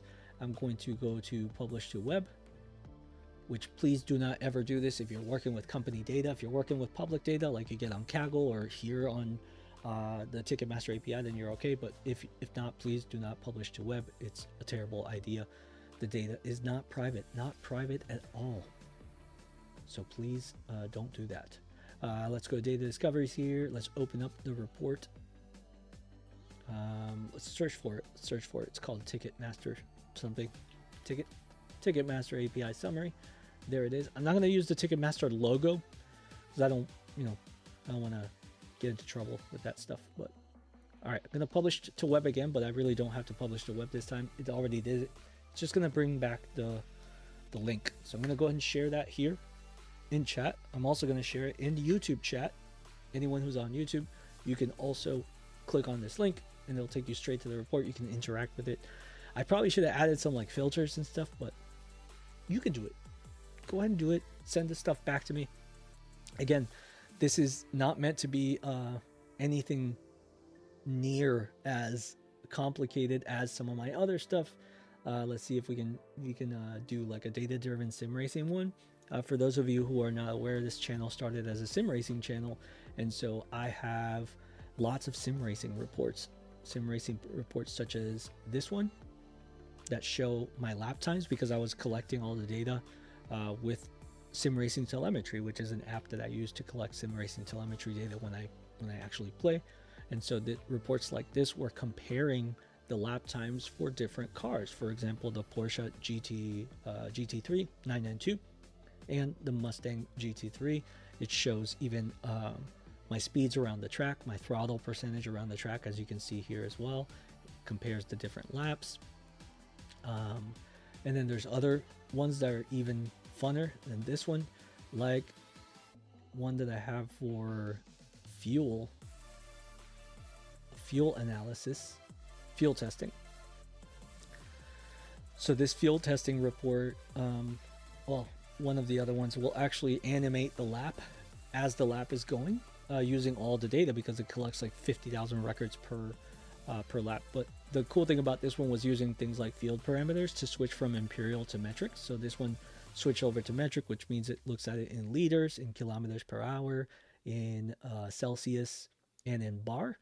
But here, if you switch over to Imperial, all those speeds change to miles per hour, gallons, Fahrenheit, PSI.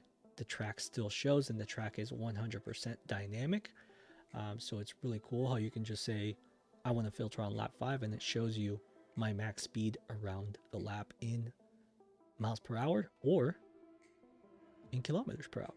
So if you're looking for something like that, I have a video on how to create it, but I can also share the link because it's posted online, and that is over here. So there it is for Twitch. There it is for YouTube. In case you're ever watching the replay for YouTube, it should show in the chat as well. And I think that's it. I think that's it, folks. If you have any questions, feel free to post them on my poll gab. If you're on YouTube, let me go ahead and if you're on Twitch, there's the link for poll gab. If you're on YouTube, here's my poll gab link as well. You can feel free to submit any questions that you want there, and I'll happily answer them, even if they're like ideas for future streams. Happy to answer those as well. I will be back in English next weekend, but I will be doing this exact process in Spanish tomorrow, just because I want to keep exploring it. I want to see if I missed anything or anything like that. But if you have any questions, or you just want to tune in tomorrow and see how I do all of this same stuff in Spanish, feel free to as well. Other than that, I hope you have a wonderful Saturday. I hope you have a wonderful weekend, and a wonderful week as well. Again, if you're watching this on YouTube, all of the files will be down in the description below. So you will be able to see the PBIX, all the PowerShell scripts, the SQL scripts, all that stuff. And please send me what you do, right? If you want to watch other videos, I also have other videos about APIs, data from the Olympics, data from theme park wait times. Those are in lots of different videos here. Data from, what did we do last week? Oh, air traffic data from Open Sky. I have one on where the International Space Station is. That was a lot of fun as well. So feel free to check any one of those videos out if you want to learn more about APIs. I go really in depth there of how to take the data, how to push it into a SQL Server and report on it in Power BI. And most of the reports look way better than this one too. All right, so hope this was informational for you all, and thank you for being here. I hope you have a wonderful weekend. I will see you next time. Bye.